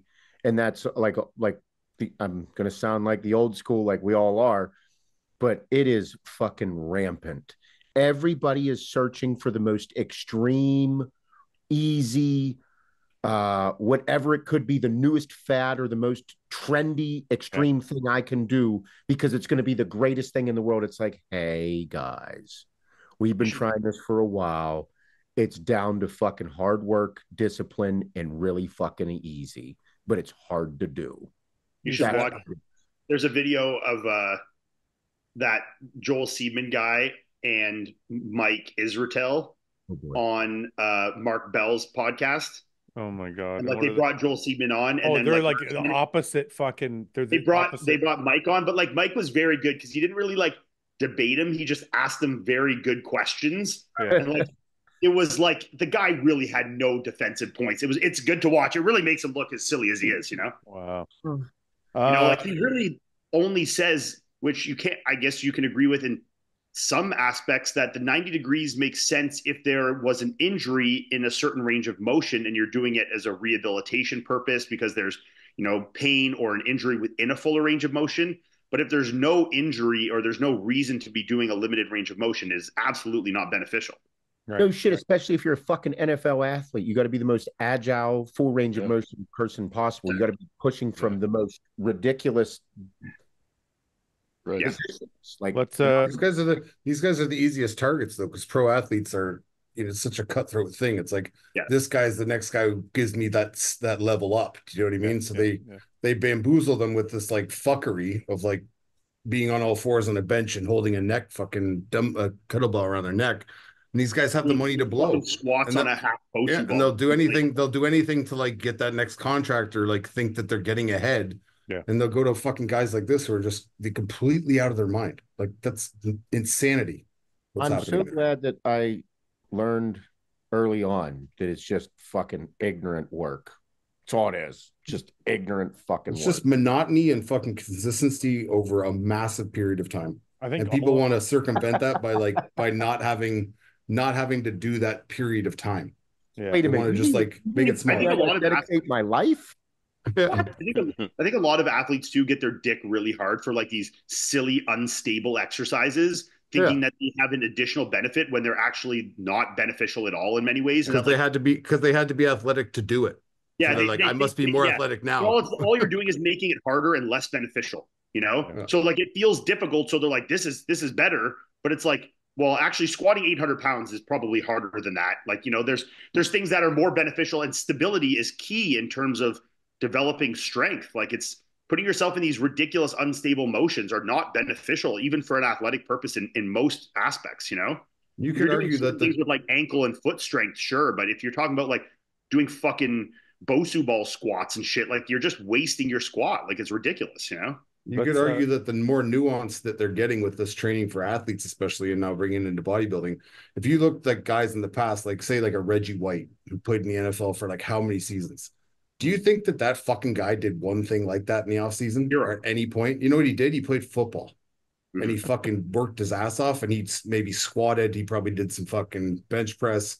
And like all these guys like Terry Bradshaw, like these Iron Men of football, they didn't do this shit. And ever since this stuff's come in, you see guys, I'm injured, out for 6 weeks, out for 4 weeks, hamstring, patella, something's popping all the time. It's like, because you guys are fucking, you're pussyfooting around all the time. One guy nonsense that comes to mind, you bringing that up, Mike, is Arian Foster. Remember him? Yeah. He was doing all that nuanced, wild stuff and was always injured. And you're like, dude, you're fucking insanely talented. You're, my God. And then just that crazy. But like Mike said, these are such easy targets, and they are. feel that doing these wacky, crazy, unstable exercises are making them somehow more athletic, when all it's doing is putting you in a more compromised, less effective position to do an exercise, you know? No, all your body knows is instability when you do that shit. It doesn't know stability. Things. So now, do you think that they're like, this guy's got some popularity? I'm shocked. I didn't read the comments. I'm going to go dig in tonight, but well, there's a lot of people saying he's insane for sure. Yeah. Okay. Do you think that there are, do you think that people are just doing them now to gain like clicks and likes and views for the popularity, just because it feels nice to have any attention whatsoever? Like, do you think people are starting to do things just because people go to the gym just to post online now, not for the benefit of it? I don't think that this Joel Seaman guy actually believes the system that he has in play. I think that he was trying to find a corner and a niche and a certain kind of cool type of training to attract people. And even if they got some negative attention, it's still getting him attention. I think he is very good at marketing. That's exactly what he's doing. What I just said. I don't think that. I think he's smart enough to know that is not the best way to be training your athletes at all. You know, I don't agree. Do it. Hope so. I don't agree. I think he believes what he's doing. I think there's a lot of people that are exactly like Seth is saying, that are out there just to like make people talk about them because they're doing something different. I think that's what I think he's doing. No, I think this guy's like my system works. Look at all the people I'm putting through my system. Because maybe he had like one success story and that he just thinks that's the way to go now. And the success story was probably someone who's a physically gifted specimen who just did the stuff and like went on. I guess to answer that question, did Joel Seaman prep Chris Bumstead for an Olympia? Probably. Yeah, let's go on. Let's go on. I want to get through some of these questions. Let's go quickly. Why do you guys feel the Van Pro show always has such few participants? Because it's far. Next, best supplement company, not Hostile or Raw or Axe and Sledge, and each of your personal opinions. Revive. The first question. This is a stupid Revive Cody.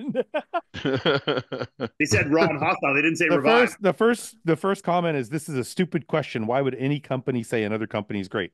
I can say another company is great. You know who I think is good?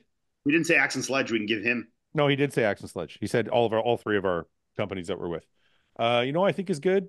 I think Gorilla Mind is good. I think agree with you. I think Derek I think he makes good products. I think Derek does a good job of formulating his products well and dosing them properly. I was going to say the ones that come to mind first for me would be Like a Pro with Jeff Long, and Evogen does a good job too. Evogen makes some good products. Those are the ones I'd go with. But I did try Gorilla Mind's energy drink when I was over at the conference, and then it tasted pretty good, but dude, it whacked me out of my fucking mind. Yeah, it would had too much shit in it. I was all over the place. I was like, I think Gorilla Mind goes for that crowd, right? Because I think they have younger influencers, and I think those people want that fucking stimmed out shit. Yeah. Oh, dude, you drink. It is. Yeah. You drink 2 of them. No fucking way. It's got a lot of like sciencey guys that want like crazy new tropic-y products, like, you know, that are just fucking bend your brain, you know? Too much. Good, tasty good. Who has had a more impressive career, Iain or Nathan? Iain. He's got two 7th places at the Olympia. Yeah, Nathan and a second at the Arnold. Yeah, Nathan's got double the pro wins I have. So he has 12, I have 6. But I think the Olympias and the Arnolds count for a lot. Yeah. Yeah. But the thing is, I'll give Nathan the benefit of the doubt that I do think if he is able to get to as many as Olympias he is qualified for, he would have placed consistently as high as I had. Because he did one Olympia and he placed 7th or 8th in the first one he did. He does have one Olympia that was in the top 8. We're not playing the if, ands, or buts game. Because if we're going to do that, then we would say if Fouad wasn't crazy, he would have been 5th at the Olympia one day. Yeah, so sure, yeah. So it doesn't fucking. We're not playing the if, ands, or buts. Sure. Hardest job you ever worked? No, we already did that one. We already did these. What the fuck? Why does it go around in circles like that? I fucking hate that. They're screen grabbing them. If you can bring back one musician from the dead, who would it be?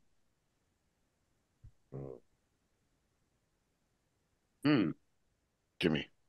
Who's dead? Jimmy Page? Jimi Hendrix? I got one. Chris Cornell. I don't even know who that is. The lead singer, Audioslave. Soundgarden, Audioslave. Or Kurt Cobain. Or Kurt Cobain. There's quite a few. Yeah, there's a lot of good ones. Yeah. Whitney Houston. Just so they can make The Bodyguard Part 2. Oh, I'd love that. What are your guys' inspirations for bodybuilding? Like, what pros did you look up to? Fouad Abiad. Paul Lauzon. Well, I was a pioneer. I don't fucking. I was Jay Cutler. I remember watching Ronnie and Dorian videos on repeat, so I guess you could count those two. It's a lot. We used to watch a lot of branch videos too. I remember specifically when, like, for a few years watching those like DVDs, Dorian's and fucking Ronnie's on fucking repeat. I would watch Lee Priest, Dorian, Ronnie J. And then when Phil started to get good, I was actually a huge Phil fan. Like I used to I had Phil as like my background on my computer. That's funny. Really? Yeah. No.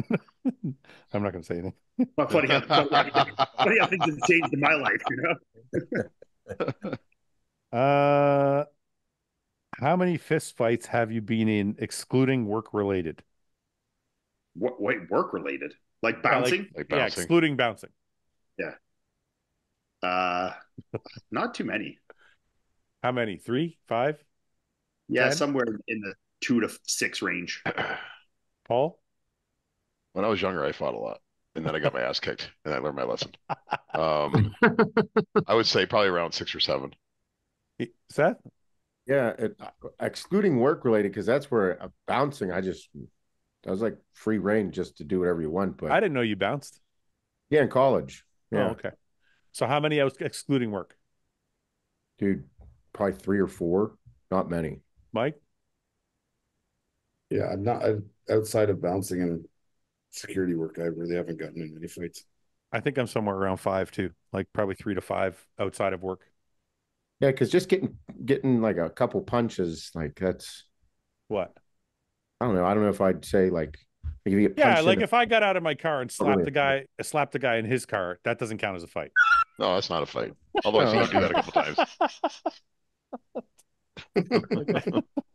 Okay. Is Paul's fiber fetish a little gay? Like, think about it. He clearly likes having big, healthy stools regularly. Is that yearning for thick? Yeah, but he likes it exiting, not entering. That's right. Thank you, Mike. Big difference. Huge difference there. I got a very strong colon right now. But no, yeah, exactly what Mike said. Nothing's getting in. It's only coming out. Nothing ever gets in there. Okay, we'll do one or two more, and then maybe I never will. Paul, this is for you. If you could start a rumor about yourself, what would it be? This is a great question. Yeah, it is. Fuck. What would I start about myself? Anybody else want to answer while he's thinking? I don't know, man. I just started trying thinking to of think. myself. I don't know what I'd say. Like, that'd be quite a fun time to create your own rumor that would actually spread and stick. And different times of your life, it would change as to what you want that rumor to be. Yes. Yeah, what would it be Then you now? could be remembered for Now? something like that. Right. Like now, want it to be like something like Paul was a great bodybuilder. He could have turned pro, no problem. But he chose not to. They already think Had a that. family. They already That you think? People think that already. Really? I didn't think people thought that. Nobody thinks that. Someone asked me in my think that. Q&A if I could turn you pro and masters. If we train together. You could. Grandmasters for sure. Seth, you got one or no? There's no way I could answer something like this on spot. No way. But it's a great question. I love it. But we'd all pick the same thing if we were young single men still. What? Yeah, I don't know. No. I would not. I'd not start that rumor. We have a rumor to have like a 15-inch cock. Is that what you're going to say? Oh, no. And just disappoint everyone. Yes. That's the tough part about a rumor like that is like it's awesome to have, but then like you can't fuck anyone after that, you know? You don't have to. You don't have to. But you don't have to. You can just walk around like the man. No. Yeah, but then if you're Yeah, like, I actually want to get laid now. Like I like this girl, but like if they find out that it's not 15 inches, like then the rumor's all gone. But then you'd be like, I didn't start the rumor. I don't know who started that. That's true. But then the real rumor starts about what it really is, and you're like, oh fuck. Yeah, dude. It's yeah. That could. Did you guys have like we had guys like at high school that were like that guy that had that rumor for sure. That he was well hung. Oh yeah, there was like at least like, you know, 2 or 3 that I remember throughout my lifetime of like in college or at high school that were like that guy, you know. I was that guy in my high school. There's a guy I went to high school with. He was known for that. Anytime he's at a party, he just whip out his dick. Just throw it out. We call him Gord. We call him Gord the Cord. Party trick. That's hilarious. What did you call him? Gord the Cord. All right, we'll finish with some trivia. Seth, do you mind? You got to go or no? I'm in. All right. Last week, Mike spanked, or no, is it Ian? Who won last week? Last week's trivia was won by Mr. Me. Ian, Mike or Ian. Let me see. Mr. Mike Valliere. No, it was Ian. Ian's got Let's just call it a tie. Okay. All right, let's start a new page. Seth, Mike, Paul, Ian. Where are we getting the questions from? I'm going to show you in a minute. Take it It's easy. just me and you, Fouad. It's me and you, buddy. Everyone backed out. They didn't want this. Yeah, see you guys later. They don't want this. Good night, Mike. They don't want that. They don't want that smoke, Paul. That's right. They don't want to get embarrassed. Okay. Let's see here. Okay. Do you guys want to do everyday word quiz or name the dinosaur? Word. Everyday word quiz. All right. I like that owl. This is going to be so hard with this many people. One second. This is what we're going to do. Whoever wants to answer, these are the rules. Wait, no, someone told me about this. A website to use. Just hold on a minute. Whoever wants to answer has to say their name first and then the answer. Say your own name? Yeah. No, say Mike. No, fucking say my name. Just clarify. Mike. Clarifying. Say your name, and then I'll pick you, and then you can answer. If you answer wrong, you lose a point. There's no you have to lose a point if you answer wrong. Fudge. Okay. I'm gonna just go around the horn. Oh, you can't because someone will copy it. Don't tell what the right answer is till it's over. Okay, ready? Yep. The name of which of these animals comes from an early French dialect word meaning hairy cat? Paul. Okay, go ahead, Paul. Caterpillar. Oh, one for Paulie. Nice. I'm trying He's just gonna keep saying his name every time. I won. I promise. Only what I know. Which one of these words comes from the beverage enjoyed by sailors? Froggy. You didn't say your name. Sorry, you didn't say your name, sir. Say your You name. got to say your name first. You got to say your name first. I got that. Fuck off. Okay. Rules. Clue is rules variant. We have chaos. A clue is a variant of clue, a word that describes which of the following. Paul. Yeah, go ahead. Notebook. Paul lost his 1 point. Fuck. So we're all at 0. No, I have 1. Which of these words is shortening of a sheep-based insult? Ian, mutt. I knew that one too. This is great. Which of these words can be traced back to an Arabic word for dice? Paul. Yeah. Fluke. I was going to say, Fouad, you got to know this. Not for sure. It'd be Fluke. Paul's a negative. Hey, 1. While we're talking about racist shit, I got to say something real quick. I was talking about racist Well, you shit. said I should know it because it's Arabic. So I heard the story, and Seth, you wouldn't know this, but I don't know if you three heard this. I heard the story that Indian immigrants are shitting on the beaches in Ontario. Really? Yeah, have you seen this? Oh, why? Why? Is this a fake story? Or is it a real story? Google it. Fake. Let's Google it. Indian people is in immigrant native or brown? no immigrant Indians, not natives. From India. Yeah. Okay. What's the point? Wait. One second here. Let's see what the Google shows. Google. Are Indian people shitting on the beach in Ontario, Canada? That should pop up right away. Oh yeah, right to the head story. Canada becoming India? No, down. People are funny. It's just a post from someone. I hate rate this, but it's getting out of hand. Just spoke with some family members in Southern Ontario. Went to visit them. There's some literally people pooping on the beaches alongside Lake Erie. To these small towns and hosted them. Blah, blah, blah, blah, blah. So instead of driving to a local Tim Hortons or planning their bowel movements to not be in public on the beach, these terrible people are just, pooping all over the beaches, trespassing on people's property for photos of how beautiful Canada is, and then leaving behind garbage. We're talking mounds of trash just being left on the beaches. Some residents try to talk to them, but the people don't speak English and just continue to leave litter, massive amounts of garbage, and take dumps on the beach. Sadly, the people pooping on the beaches are all of the same demographic, new Canadians from India.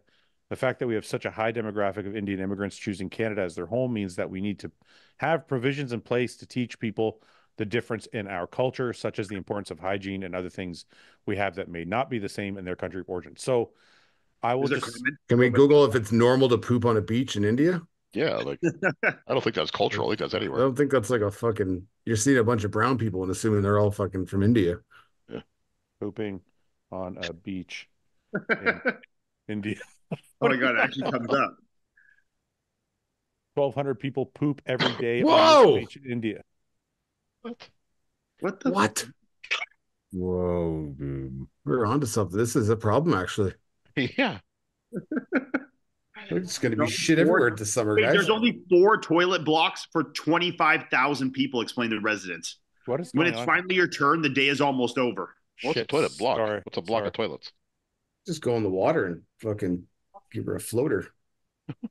Pooping. Why do Indians commonly defecate at their beaches? Oh, go right there, Fouad. Do designated pooping streets really exist in India? Where? See it right there. Yeah, you got it. You got it right there. No, I'm not looking for pooping streets. I'm looking for. Yes, they exist. It said they exist, though. Really? Yeah, they're called poo tracks. It just said there. What are they called? People defecate in bushes and open water. They're called railway tracks. Oh, jokes apart. They're designated areas such as railway tracks, open fields, waste disposal sites, unknown woods.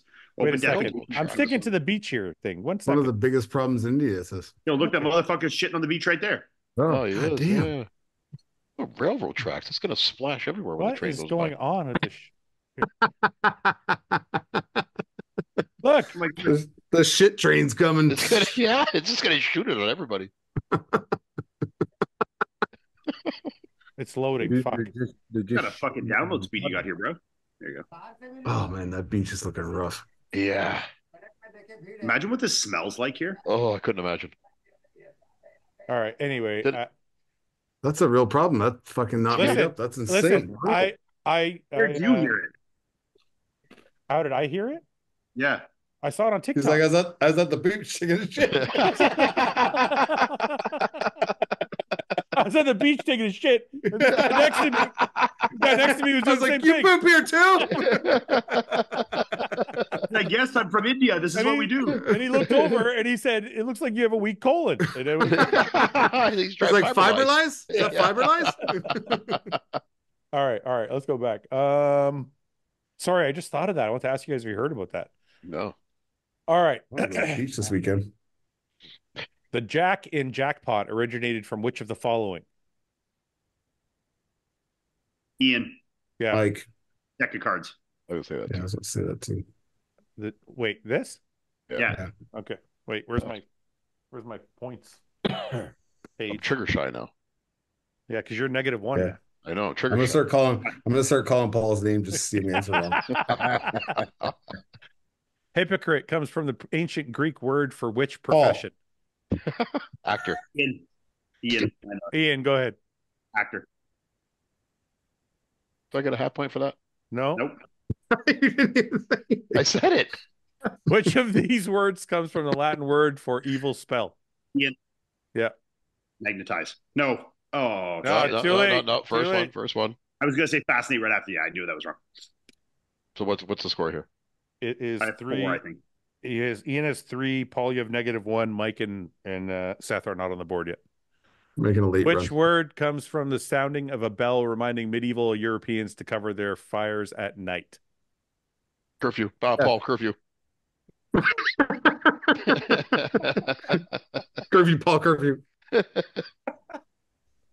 The word muscle is derived from the Latin word for which of these animals? Mike. Yeah. Moose. Which moose? Damn it. Mouse. Oh, I'm sorry. That was fucking retarded. Okay. Nothing. Next. The word scavenger. The word scavenger. He thought both of them said mouse. Nothing. Is mooses? Mouse. Ian. Go. Tax collecting. Ian's on fire. Doing it. Okay, let's get out of here. I don't like this one. Yeah, I don't either. Let's go to dinosaurs. Oh my god. I don't know dinosaurs. This will be more fun. Name this dinosaur. Mike. Tyrannosaurus. Paul. It's your name, guys. I said Seth, Tyrannosaurus Rex. Seth's on the board. All right. Name this dinosaur. Triceratops.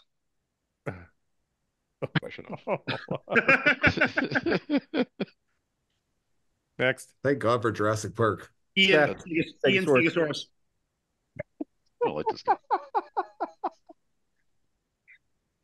Next. Ian. What is it? Velociraptor. Ian's fucking hilarious. Yo, I know my dinosaurs apparently. You do. Go. Ian. Brachiosaurus. Right. It's like a fucking autistic kid here. Dinosaur expert. Fucking Rain Man over here with the fucking dinosaurs. Don't a random one, Fouad. Oh, Mike. I got this one, Paul. Mike, go. Dilophosaurus. Yep. Okay, Mike's back to 0. On the board. No, you're back to 0 now. Oh, fuck, Christ. Okay, go. Ian. Iguanodon. Iguanodon, motherfucker. Okay.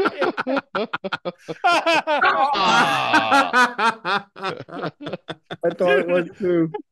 The way you're saying your name is fucking killing me, man. In. Okay, let's go back. We'll do a couple more, then we'll be done. What else you got here? We're done. New quizzes. 12-letter words, swinging Name 60s. that flag. World flag. Oh, wait, here's 50 states. Here's one for Paul. Name the U.S. state quiz. Okay. We'll do the fun fact one. Okay, Let's do the floor with the world flag. No, what? Yeah, world flags. Oh. Is this No. We did a flag one before. Did we? We just did one. Okay, pick one. Fuck. 50 fun facts. Okay. Yeah.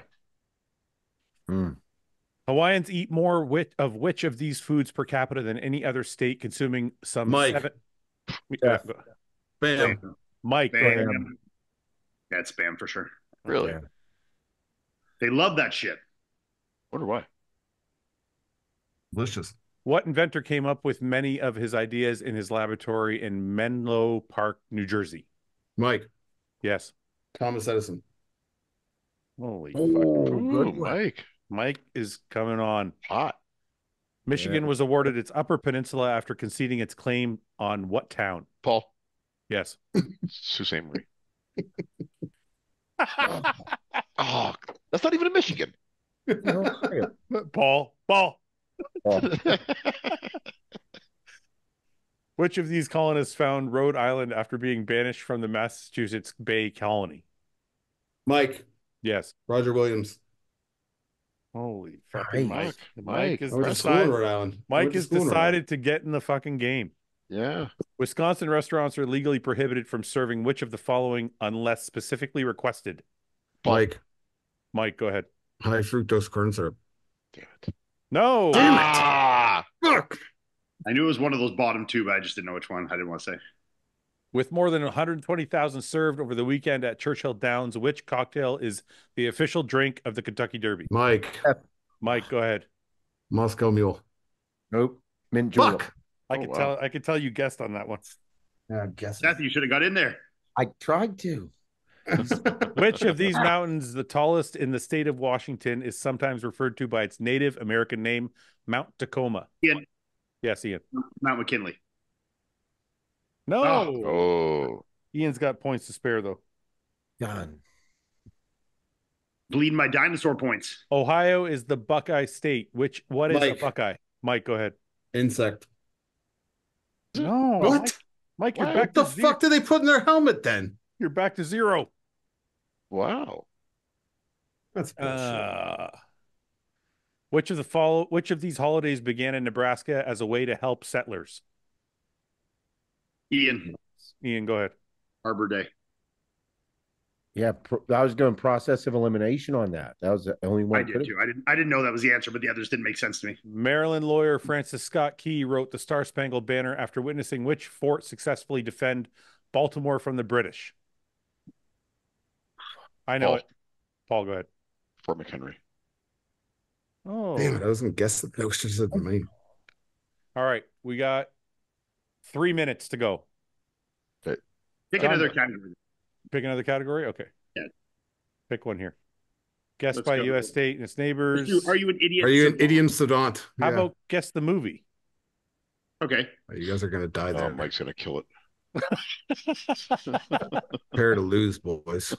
Oh, no, I don't want to do this. I want stuff we can read for the audience. Okay, pick it. Well, actually, let's do a couple for Mike. Okay, go ahead. No. Do the Guess- idiot savant thing. Guess the Jurassic movie. That's obviously Jurassic Park. Okay, next. We'll do the next one. How do I go to next here? Okay, fuck off. Just click Jurassic Park. Yeah. Next, go ahead. Oh. I got it. Forrest Gump. Forrest Gump. Paul, I'll give it to you, even though you didn't say Oh, Paul first. I did say Forrest Gump. I did. Oh, hate the wait. movie. I also, Paul, I Mike said heard. it first. Who We're said not Forrest? saying our names anymore. What's Yes, going on? yeah. Oh, yeah. We got to go back to that. Yeah. No one gets that one. No one said their name. Okay, next. Ian. Independence Day. Independence Day. Ian. No. Ian got it. Independence Day. Oh. You didn't say your name, Seth. I know. Next. Mike. Ian, Psycho. I heard Mike first. Psycho. Fucking hell. My brother rules, man. I said my name too. Next. Ian, E.T. And Okay. What was the other one you guys wanted to do? idiom. Yeah. Where is Up, it? up one. Up one. The kid with Kid the with thing the on his head. helmet. All right. Oh, that one. Right. Sorry. The name of which of these animals is also an expression for a valueless gift? Ian, red herring. No, Oh, that's a mystery. Oh. What's a red herring again? that's when Mystery. Like isn't a that, Yeah. It's cliffhanger. like a clue, isn't it? isn't that a Yeah. fit? Isn't that? No, I'm thinking something else. Okay, forget it. Salad days typically refers to a time when a person is Paul. Mike. Paul. Losing weight. Trap for cash. What? Experienced. That's bullshit. Paul, you're -1 now. You know, I think most people would answer that losing weight. You know You're what? just you're guessing. No. If it's salad days, you're losing weight. You're wrong. How does inexperience have to do with eating salad? Paul, I don't see that connection at all. Says you're wrong, dude. But I don't see the He connection. didn't write the question, man. Read below it, Paul. Read below it. Read below it there. The earliest written appearance of salad days was in William Shakespeare's Antony and Cleopatra, as the later reminisces about her time with Caesar. My salad days when I was green in judgment, cold in blood. Obviously, everyone knows that quote. Yeah, everyone knows that. Yeah. Moving on. How did you not know Someone that? who has angry thoughts might want to vent which organ? My God. Hmm. Ian. Spleen. That's what I was going to say. Yeah. Oh, All right. The black bile, bro. Which of these people is most likely to trip the light fantastic? Ian, a ship captain. Ah, Let's see, I gotta electrician. risk it, you know? This is Yeah. electrician too. The sword of Damocles Yeah, is often Damocles. wait, really, Paul? Yeah. Damocles, you know him, right? Okay, what's the I answer? Is often referenced when discussing which of the following, Paul? I know it. Superstitions. Paul, answer. Superstitions. Nope. Fuck. Really? Since you know Damocles so well. Let's read the explanation. It's when something No, bad. it's not. The Let's term move on. winning the term winning hands down originates from what sport? Ian, horse racing. Okay, that's good enough. We're done. man. Ian killed you fucking Killed guys it. again. Killed it. Ian's got 9, Paul -1, Mike 1, Seth 1. Up today, boys. And dinosaurs. I thought you were good at trivia, man. You're letting me down. I'm having an off night, Fouad. I'm having an off night tonight. All right, Tired. let's Paul, why don't you lead us off with a prayer? Well, Oh boy. okay. Let us bow our heads in prayer. Hang on. Oh, I'm getting the light right now too. Yeah, good. Leave it. Yeah. Dear leader, as you shine upon me right now, illuminating me for this special prayer I'm about to say. I got nothing planned. Nothing's coming to mind at all. Paul, should I cheat on my diet tonight? Well, what's your diet been like so far today, Fouad? It's been pretty Ask good. the Lord; He'll tell you. Are we going to train tomorrow? Are we going to train legs tomorrow? Yes. You could have you could definitely cheat tonight. We're going to work it off Probably tomorrow. I should probably have something. Yeah, we'll work it off tomorrow. Okay, go on. Say I'm sorry. Well, hopefully Fouad has a good cheat tonight. It was a pleasure getting together with Seth once again. Of course, Mike and Ian, it's always a pleasure with you guys. You say, what are we fucking liver? Yeah, I see Fouad every day, so I'm not offended. It's okay. well, I see every day, Fouad. Yeah, No I sense know. pointing you out. No, it's no big deal. Yeah. So yeah, that's about it for tonight. We'll probably get together again next week, and until then, You literally didn't thank God for Said anything. nothing. You actually said nothing. Nothing. You said nothing this time. You didn't. that's okay. Never mind. It You know how felt hard good. this is to do every week, you guys. You know, The only every thing. week The only I gotta thing. come up with something. Listen. The only thing you thank God for was having Seth here. Well, I thank him for the shining the light upon me. Oh, again, For your selfishness. Selfish. the heaven shining upon me. Give me this nice glow You never as I think say of the it. You prayer. never think of anybody else, Paul. You only think of yourself, I think about everybody. but not in your prayer. Not in your prayer. You're all in my thoughts. But when it comes time for the prayer, though, I just forget about everybody. I Okay. just go blank. It's a tremendous amount of pressure. You know what I know Paul's been praying for? He's been praying that he gets his Dan Solomon card in his trading card Oh my deck. God. I'm hoping, yes, I would love to. That he's lucky enough to pull that out of the card deck, you know? The Dan Solomon rookie of all Yeah, things. Oh, Yes, it's the first Be a one. collector's edition. Yeah, Yes. yeah. The heavy That's, hitter card there, Paul. You better hold on to it if you get that's it. definitely what I'm praying for. Seth, did you see that card? The card you never knew you wanted. We should come up with our own cards, guys. We should come up with our Yeah, own cards for bro the show. chat cards. Yeah. Yeah. There's only be a few of them. There'll be Very many, five. but 5 cards. yeah. We have different poses, different highlights, Yeah. different Yeah. highlights on the cards. You can have you with a lot of light on your face, like right now, and then you in the dark. Yeah, have you with a haircut, me with a mustache, me with a nipple ring. All right. Okay. Seth, thanks for making time. Thank you guys. And It was a pleasure. Thank you. we'll see you boys next week. All right, guys, we'll see you. See you guys.